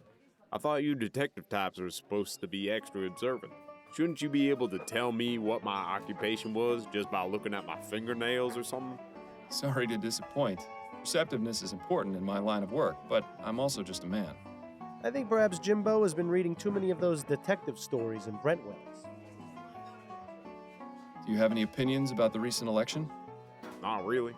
I'm usually way at sea, so I don't keep up with politics. The sea's got her own laws. Anyway, I can't vote, so it's really none of my concern. But you're still affected by the decisions the Prime Minister makes. Not very fair, is it, Mr. Fordham? No, but hopefully Mr. Leroy will stand up for equal rights. Wouldn't that be nice? You know Ronan LeSpay? I knew him, yeah. Knew him? He and I haven't spoken recently. In about a month, actually. Things didn't go so well last time. How do you mean? Let's just say we didn't part on the best of terms. He made it very clear that he didn't want to speak to me again. Were you aware that Ronan was murdered? What? No, when? What happened? He was shot outside a tavern in Chumley 4 nights ago. Chumley?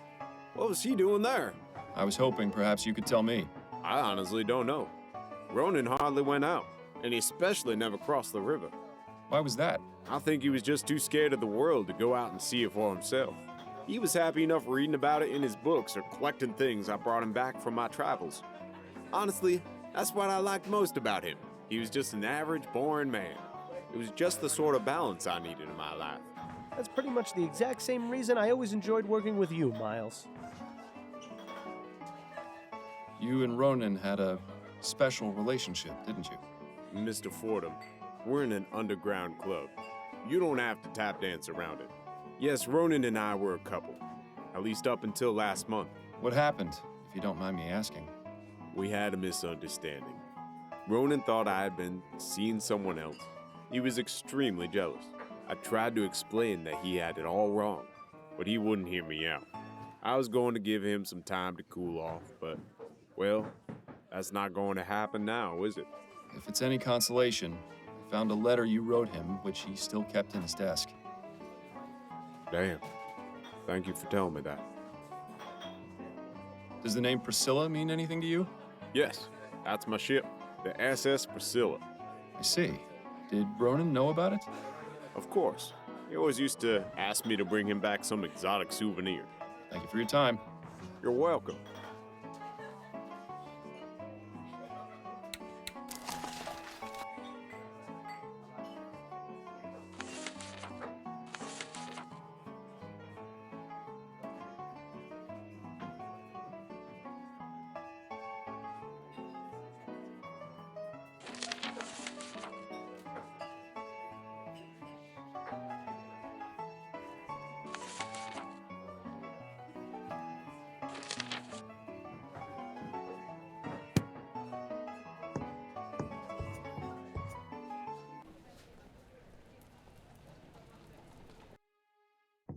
Wasn't it actually written here? Well, if it is, it's... Model of the Oh, no. It's not, it's something else. Okay. Nothing else here, yep.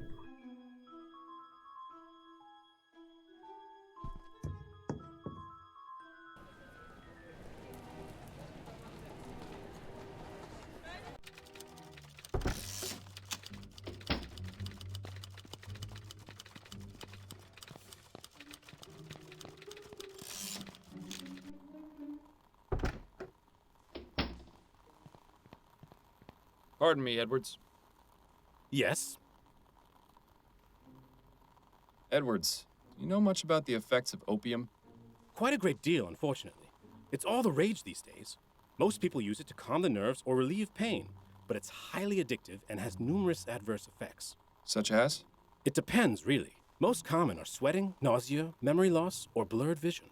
But more serious cases can lead to hallucination, violent mood swings, coma, or even death. I just had a case in here a few weeks ago who died from an opium overdose. It wasn't pretty. Doesn't sound like it. Thanks for the information, Edwards. Anytime. I'll be going now, Edwards. Take care, Fordham.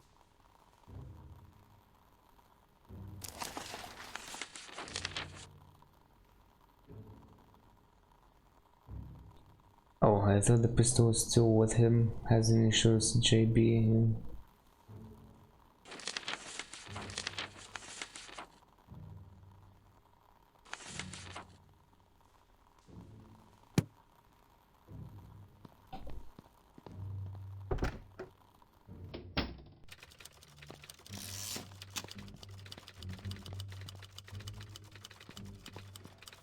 Can we talk for a moment, Upton?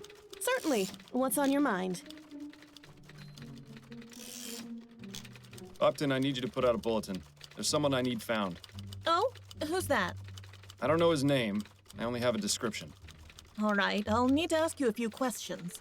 Could you describe the man's height and build? Wait. I was like, who's that gonna be?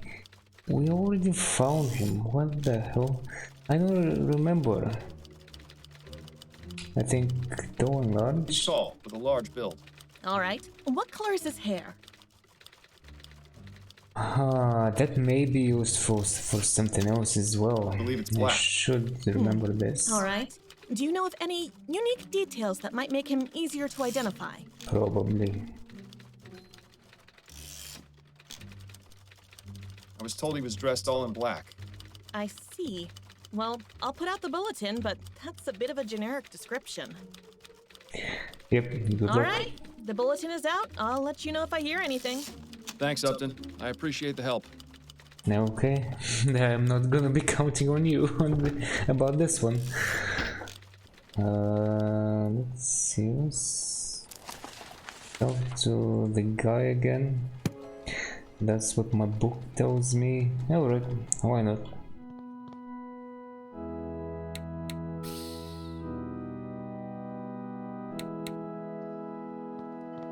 Could I have another moment of your time, Mr. Puffin? Yes, I suppose so. Why are we speaking from this distance? I have no idea. I thought he was gonna go next to him, but he didn't. It seems that all the prayer candles have gone out. Have they? Blast, I keep saying there's a draft, but nobody's done anything about it. Excuse me for a moment, won't you?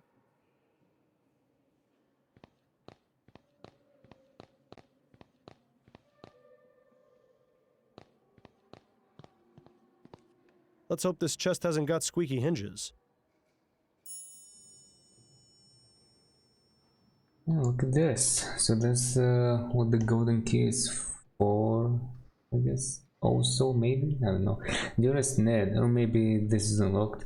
Your last letter made me giggle with delight. I just cannot stop dreaming of the day we can finally make our dreams come true and live together as man and wife. I think it would be just the most splendid idea to get a puppy. I've already begun thinking of names. How does Wuffy sound? Oh my love, P. Okay.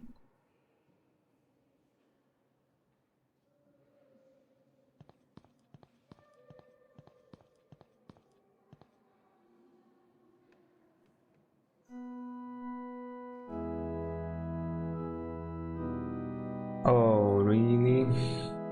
I cannot access them now? I was thinking he's gonna reset them and I can then... Anyway. I was wondering if I could maybe do something here as well.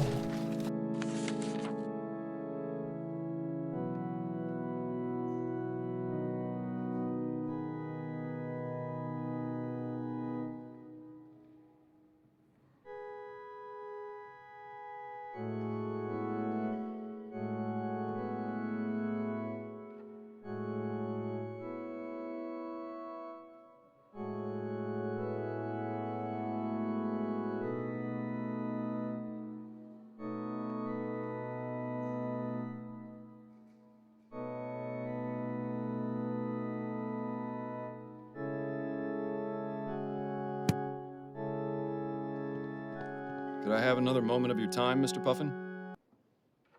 Yes, I suppose so.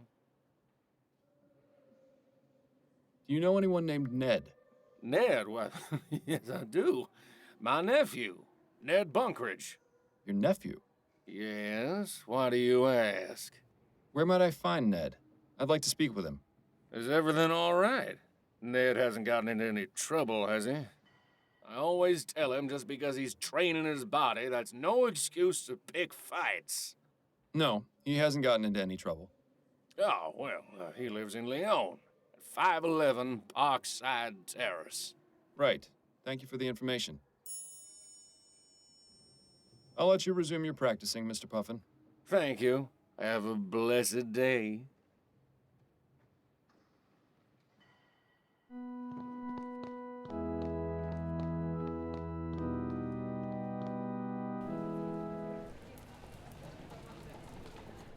Right this way, sir. Mr. Bunkridge is in his gymnasium. Thank you, my good man. Well, you take a look at this place, and take a look at him. Maybe you should consider doing some training yourself, Miles. You aren't getting any younger after all. They don't look that heavy to me. This seems to be where Ned keeps his extra equipment, and assorted other garbage. What in the ether is that supposed to be? Looks like some kind of medieval torture device. And again, so does most of this newfangled exercise equipment.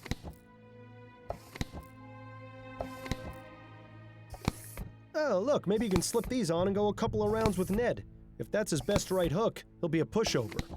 And after that expert knockout you delivered Officer Grant, he won't stand a chance. Some kind of martial art? Doesn't look like any I've ever heard of. Just when I thought I'd seen it all. What will they think of next? Makes you wonder if old Nettie boy is at the end of his rope, too.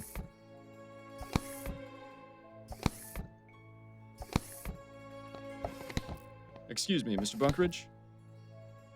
Oh, hello. Who are you? I'm Miles Fordham, a private investigator. Your valet let me in. Right, of course. What can I do for you?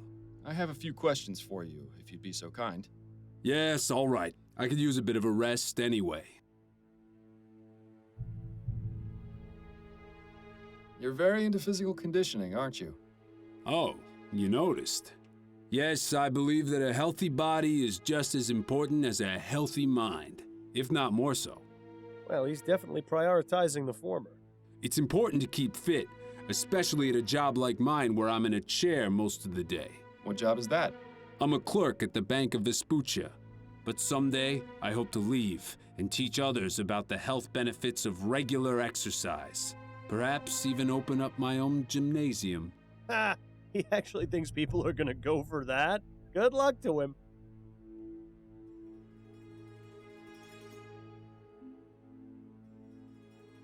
How do you feel about the election outcome? I'm disappointed. Atwood may not have been the greatest PM, but he was pro-Steam Tech. Sure, the Lygia incident was a tragedy, but people are too quick to judge. Steam technology is a boon to mankind. It's already enriched my life considerably. It's a shame the progress is going to be held back because of one isolated occurrence.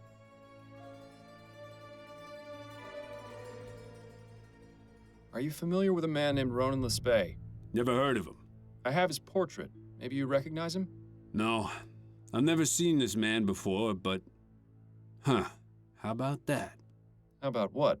The detail in this ferrotype is a bit fuzzy, but his facial features and hair, they vaguely resemble mine. You know, now that he mentions it, it's true. Le Spay does bear a passing resemblance to this fellow. Not quite as handsome, though. So, you know nothing about the murder outside the Silent Raven 4 nights ago? That's right. I don't even know what the Silent Raven is. It's a bar in the Chum. Well, that explains it. For one thing, I don't go to that part of town. A man like me sets foot in that den of ruffians, and I'll have every Tom, Dick, and Harry challenging me to a fight. Not that I couldn't take them, but I have better ways to train my body than beating thugs. Anyway, I don't drink. Dulls the mind and softens the body. I see. Well, just thought I'd ask. I'm sorry I can't help you, Mr. Fordham. But I hope you solve whatever it is you're investigating. You seem like a nice enough sort. Tell me about your uncle. You know Tom? I've met him, yes. He's the one who told me where you lived. Oh, right. Well, my uncle is, an interesting man. Is that an interesting of the good or bad variety? I really wish he would take better care of himself is all. I have the feeling that he's on some sort of drug, although he always denies it. What gives you that impression? Well, most of the time he acts completely normal. He goes to work, visits with me. Sometimes we go out together to the theater or a gallery. But some days his mood changes. He goes very solitary, won't leave his house, gets short with me. One time I went to visit him, I heard him yelling along with what sounded like furniture being knocked about. It only happened once, but it worried me. I hope Tom isn't in any sort of trouble. Opium is one hell of a drug. It's a good thing you never got to that point with the soporific, or Adelaide would have thrown you out much sooner. Are you all right, Mr. Fordham? Yes, I'm fine. What? Too soon? Could you give me Tom's address? You don't have it? I thought you said you'd spoken with him. I visited him at the cathedral. But if he's there, why do you want his address? Uh-oh, I've done it now.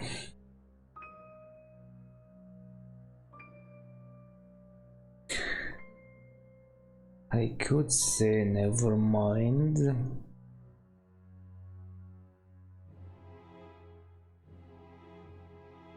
Will I get a second chance? That's the question.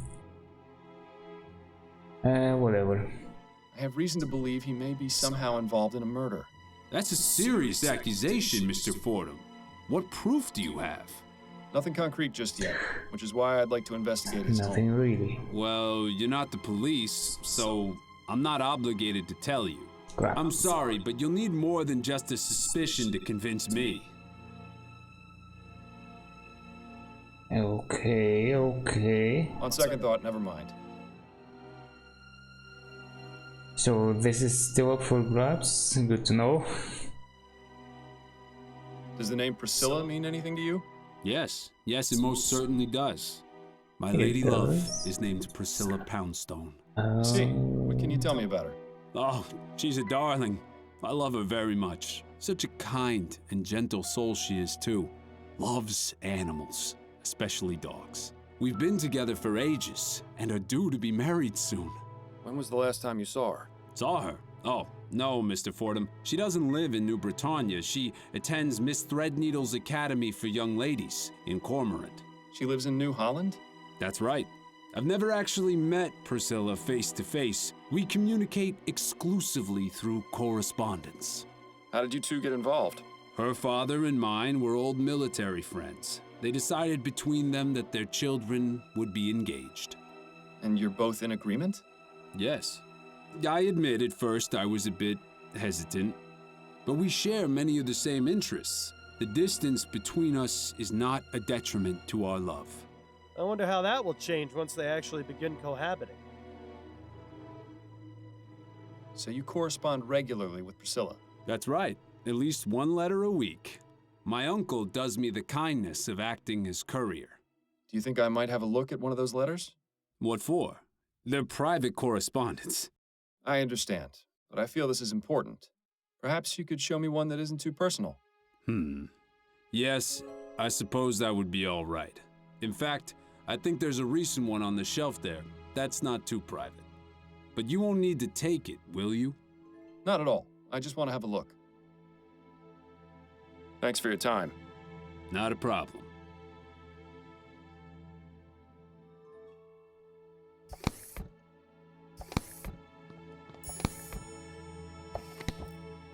My dearest Ned, I was so happy to receive your last letter. Things are going well here. I'm due to begin my next course within the week. How are things with you? Did you manage to set up the gymnasium we were talking about? You'll have to send me a phenotype of your new physique. That doesn't say much. Last letter, things gone well.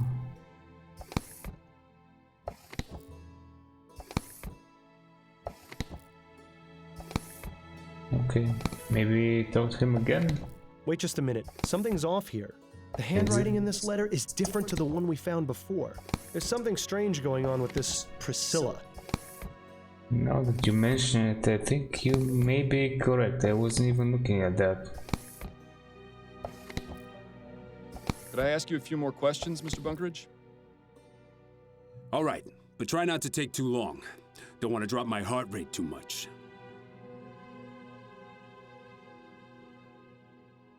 Thanks for your time. Not a problem. Oh, I wonder if this is sufficient enough, because I doubt I'll be able to pull out that letter from the chest one more time. Could I ask you a few more questions, Mr. Bunker?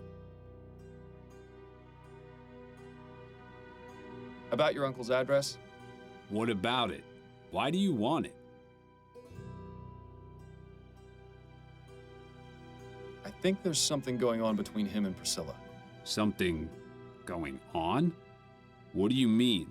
I found a letter addressed to you from her at the cathedral, and the handwriting is different to the letter you have here. He has one of her letters? Why would he? I'm not sure, which is why I'd like to search his home and find out more. If he's going behind my back, I swear I'll... Calm yourself, Mr. Bunkridge. If I find anything, you'll be the first to know. All right. Tom lives at 117 Gimlet Terrace in Worcester. Hey, practically neighbors. Here, I've got a spare key. If you find anything about him and Priscilla, you'll tell me, won't you? Of course. Thank you, Mr. Bunkridge. Thanks for your time. Not a problem. Alright, going back to Worcester.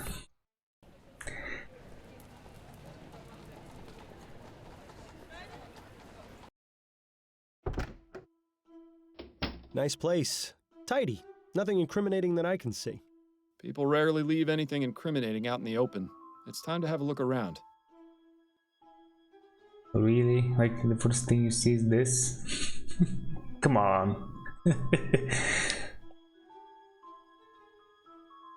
Music books. Clearly Puffin has never touched them. The look in her eye tells me she's probably hiding something.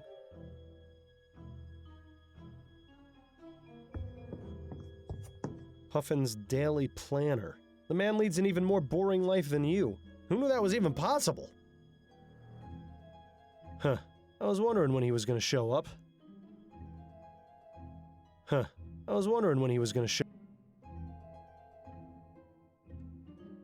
Huh? That's some kind of a reference? I don't get it. So Puffin plays at home too? His poor neighbors. Puffin's music room is a bit lacking in comparison to the one in the painting.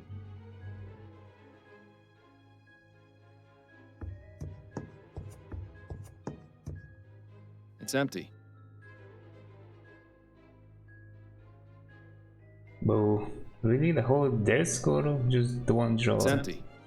Okay, that explains things, I guess. Double check. It's empty.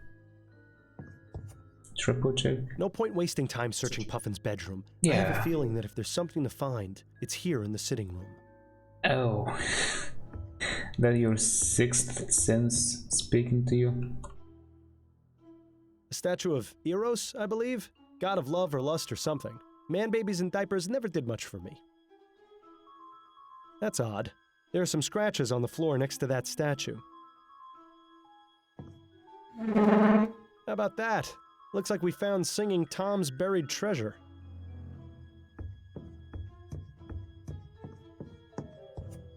Let's just see what we have here.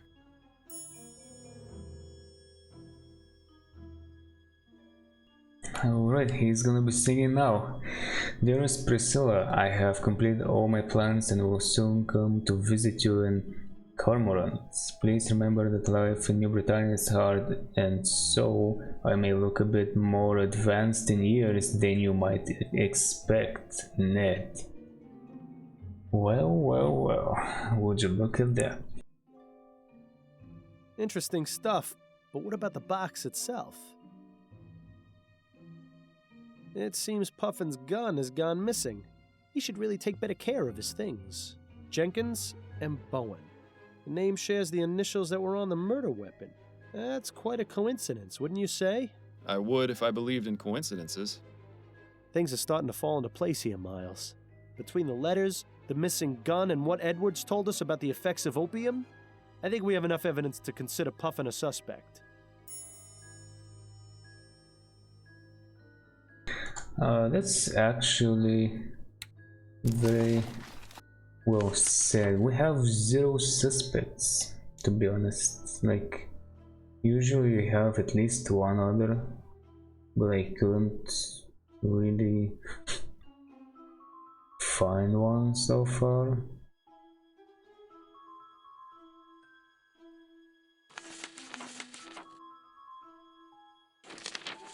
I'm still gonna run around and see if other people have anything else to say.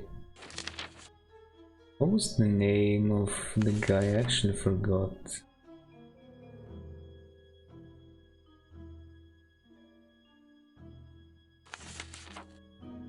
His name was also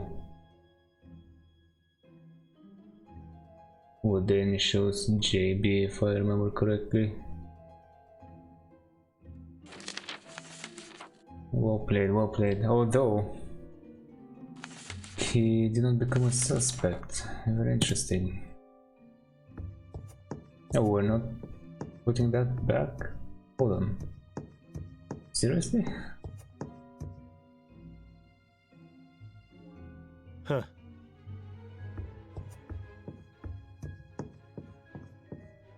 Nothing else in there. Too bad. Okay, well, I guess he won't mind.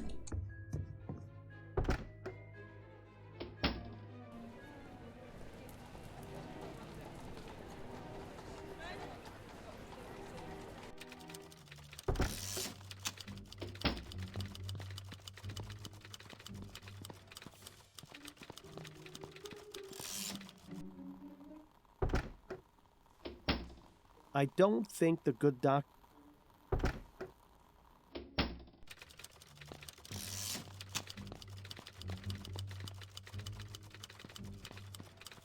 Can we talk for a moment, Upton? Certainly. What's on your mind? I'll let you get back to... And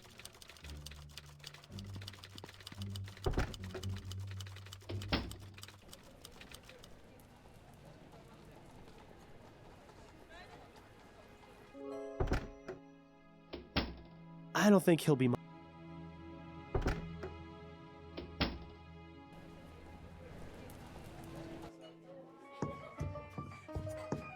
He won't have anything relevant to...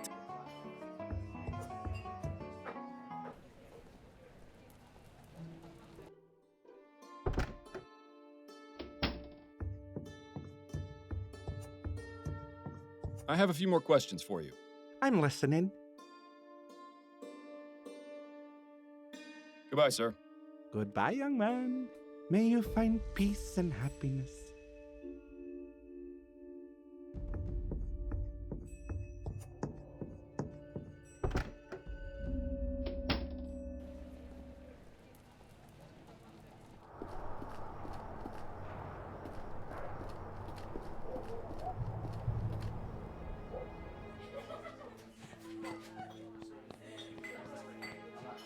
Excuse me, barmaid? Hi, what do you need? I appreciate you taking the time to chat. Yeah. Moment of your time, if I may. Right, we'll make it quick. Thanks for your time.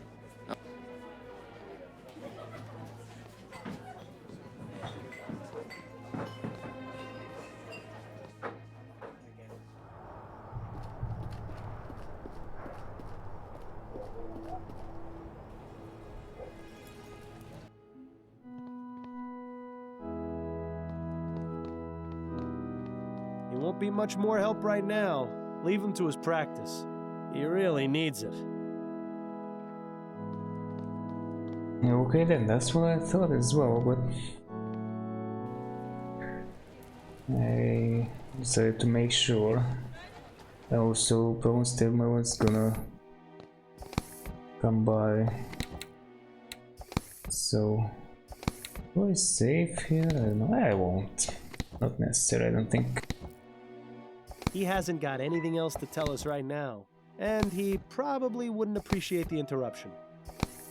But we agreed I was gonna return to him if I find something. What the hell? Okay then. So be it.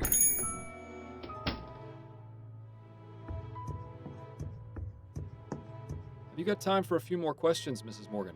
Yes, of course. I've completed my investigation of your brother's murder, Mrs. Morgan. You have?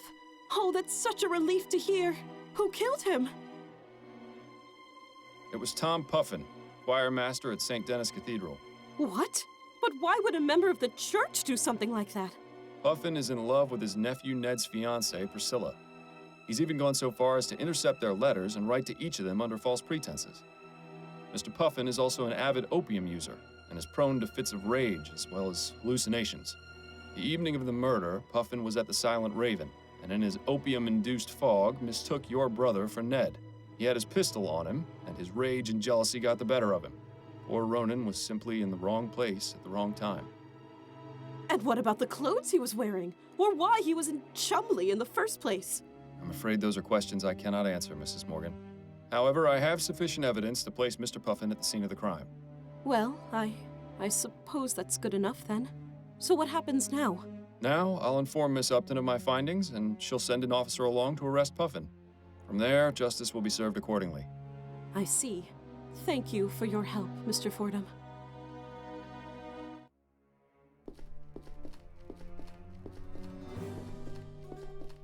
Tom Puffin? Yes, may I help you, officer? You're under arrest for the murder of Ronan Lespay. What? Oh, God. So it wasn't a dream. Come along, sir. We need to question you at the station. You know, Miles, you've been coming in here a lot lately, but you've never looked quite this glum. What's going on?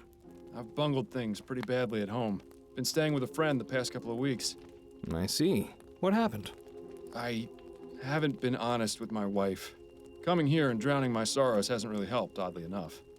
And yet, it's all I can do to keep from going crazy. You know, Miles, I've seen and heard a lot of things over the years. Some of the stories would turn your hair white. But through it all, I've come to learn one thing. It's usually not too late to make things better, but only if you let yourself try. Thank you for the advice, Patrick. All I can do is give it, Miles. Whether you choose to take it or not is entirely up to you. Now, would you like another gin? No, thank you. This time I really do need to be on my way.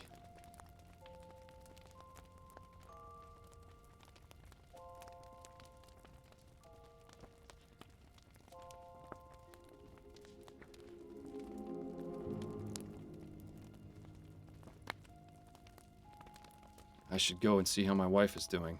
I see. Well, have a good night, Miles. And good luck to you.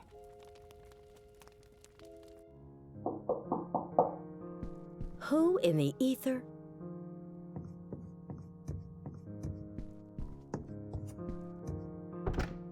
Miles? This is a surprise.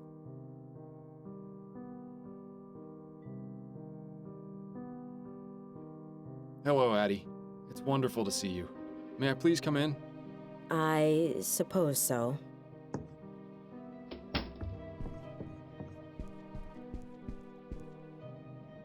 Was there something you wanted to talk about?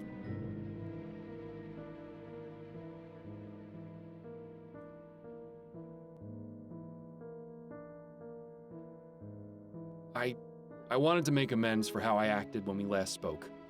I'm sorry I put you through that. I was an absolute ratbag, and I hope you can forgive me. I still don't appreciate you keeping things from me. Where have you been all this time, anyway? Upton's been letting me stay with her. Better than sleeping under a bridge, I suppose. Yes, although I don't know how much longer I can impose on her generosity. Are you asking me to let you come back here?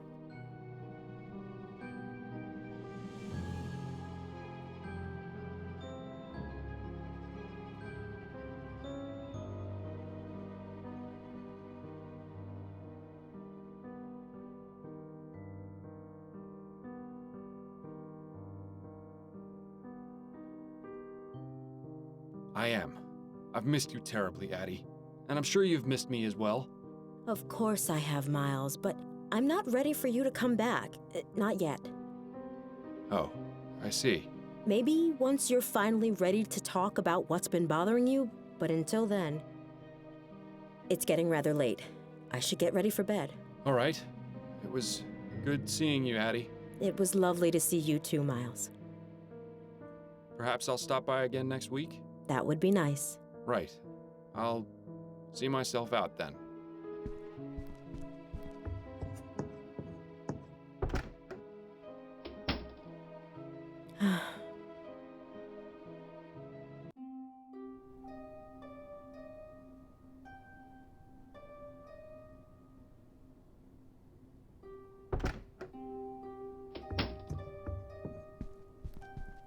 Fordham, wake up. Huh? I didn't want to hide him from you. Oh, Upton. What's going on? Shake off the dreams, Fordham. I've got something very important to show you.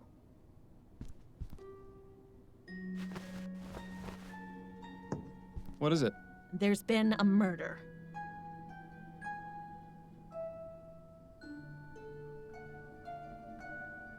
I assume this one is special somehow, or you wouldn't be bringing it to me. I thought that great detectives never assumed. There are exceptions to every rule. Anyway, you're right. The victim in question is a member of Parliament, a man named Percival McDonough, to be precise. But this is the real corker. The murder is clearly the work of the Justice Killer.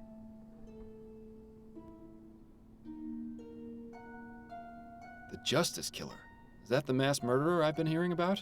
The very same. Why Justice Killer, though? It's part of his modus operandi. He kills his victims with a single gunshot to the head, then writes the word justice somewhere in the room with the victim's blood. Talk about melodramatic. The police are stumped. This is the killer's 5th victim, and there isn't a single lead. So you want me to investigate? Not just yet. First, I need you to look at these sketches. You took crime scene sketches from the department? Of course not. I made copies with the station's Pharaoh duplicator. These killings need to stop, and I believe you can succeed where the department has so far failed. So, what am I looking for? The police went over each crime scene with a fine-toothed comb and turned up practically no useful physical evidence. I want a second opinion from you. If you can find some sort of link between them, it might be possible to track this monster down. All right, let's see what we can see. Maybe there's something that Snelling's finest overlooked.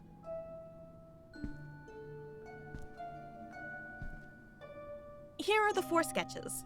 Have a look at them and see if you notice anything that might help us find this maniac. Okay then, I guess I'm gonna save here. I was trying to stall as much as possible in that conversation with Adelaide. I wanna go back and see if saying something else would have changed things. Oh, where is this? Let's see. Am I at the accusing stage? You got time for a few more? Quickly run through I've this. completed my investigation. You have... It was Tom Puffin. What? Puffin is in love with his nephew. He's even gone so... Mr. Puffin...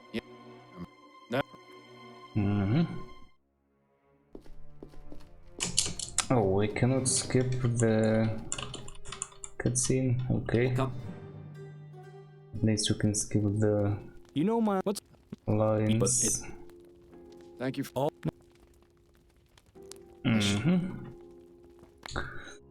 All right. Who in Moment of truth. I think... Well, I'm not sure, but I think it's Hello, Addie.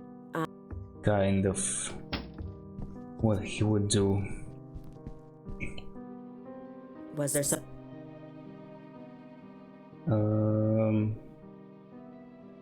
Yeah, I could do this.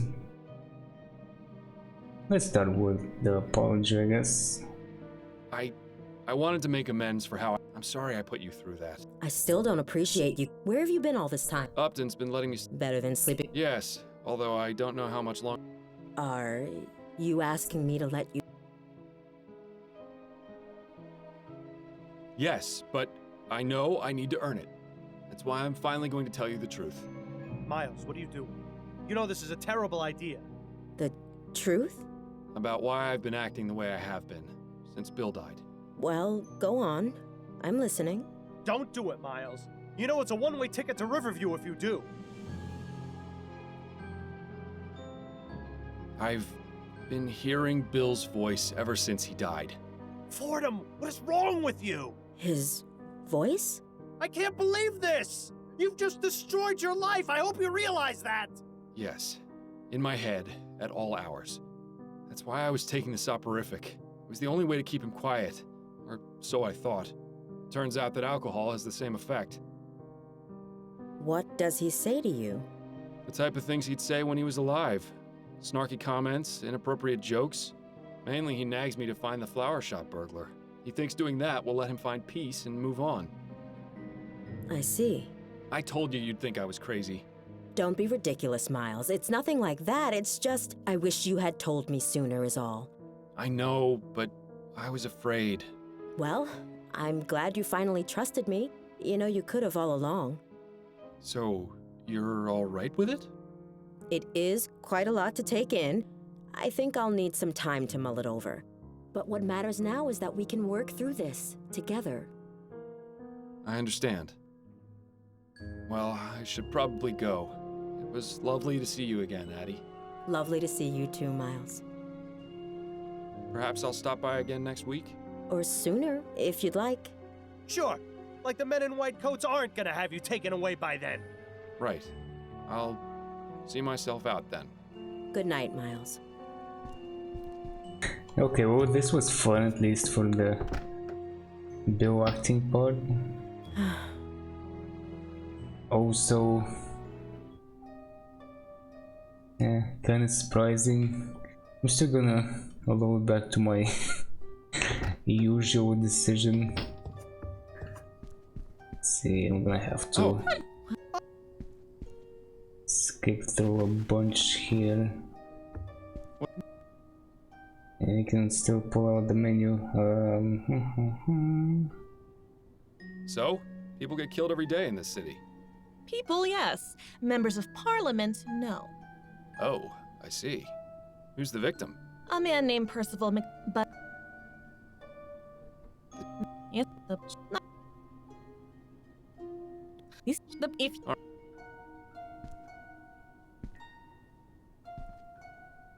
are the 4 sketches. Have a look at them and see if you notice anything that... Alright, let's see like notes. Hey, look at this! How nice! Back at the old place. Alright, well, I guess that was it for case 4.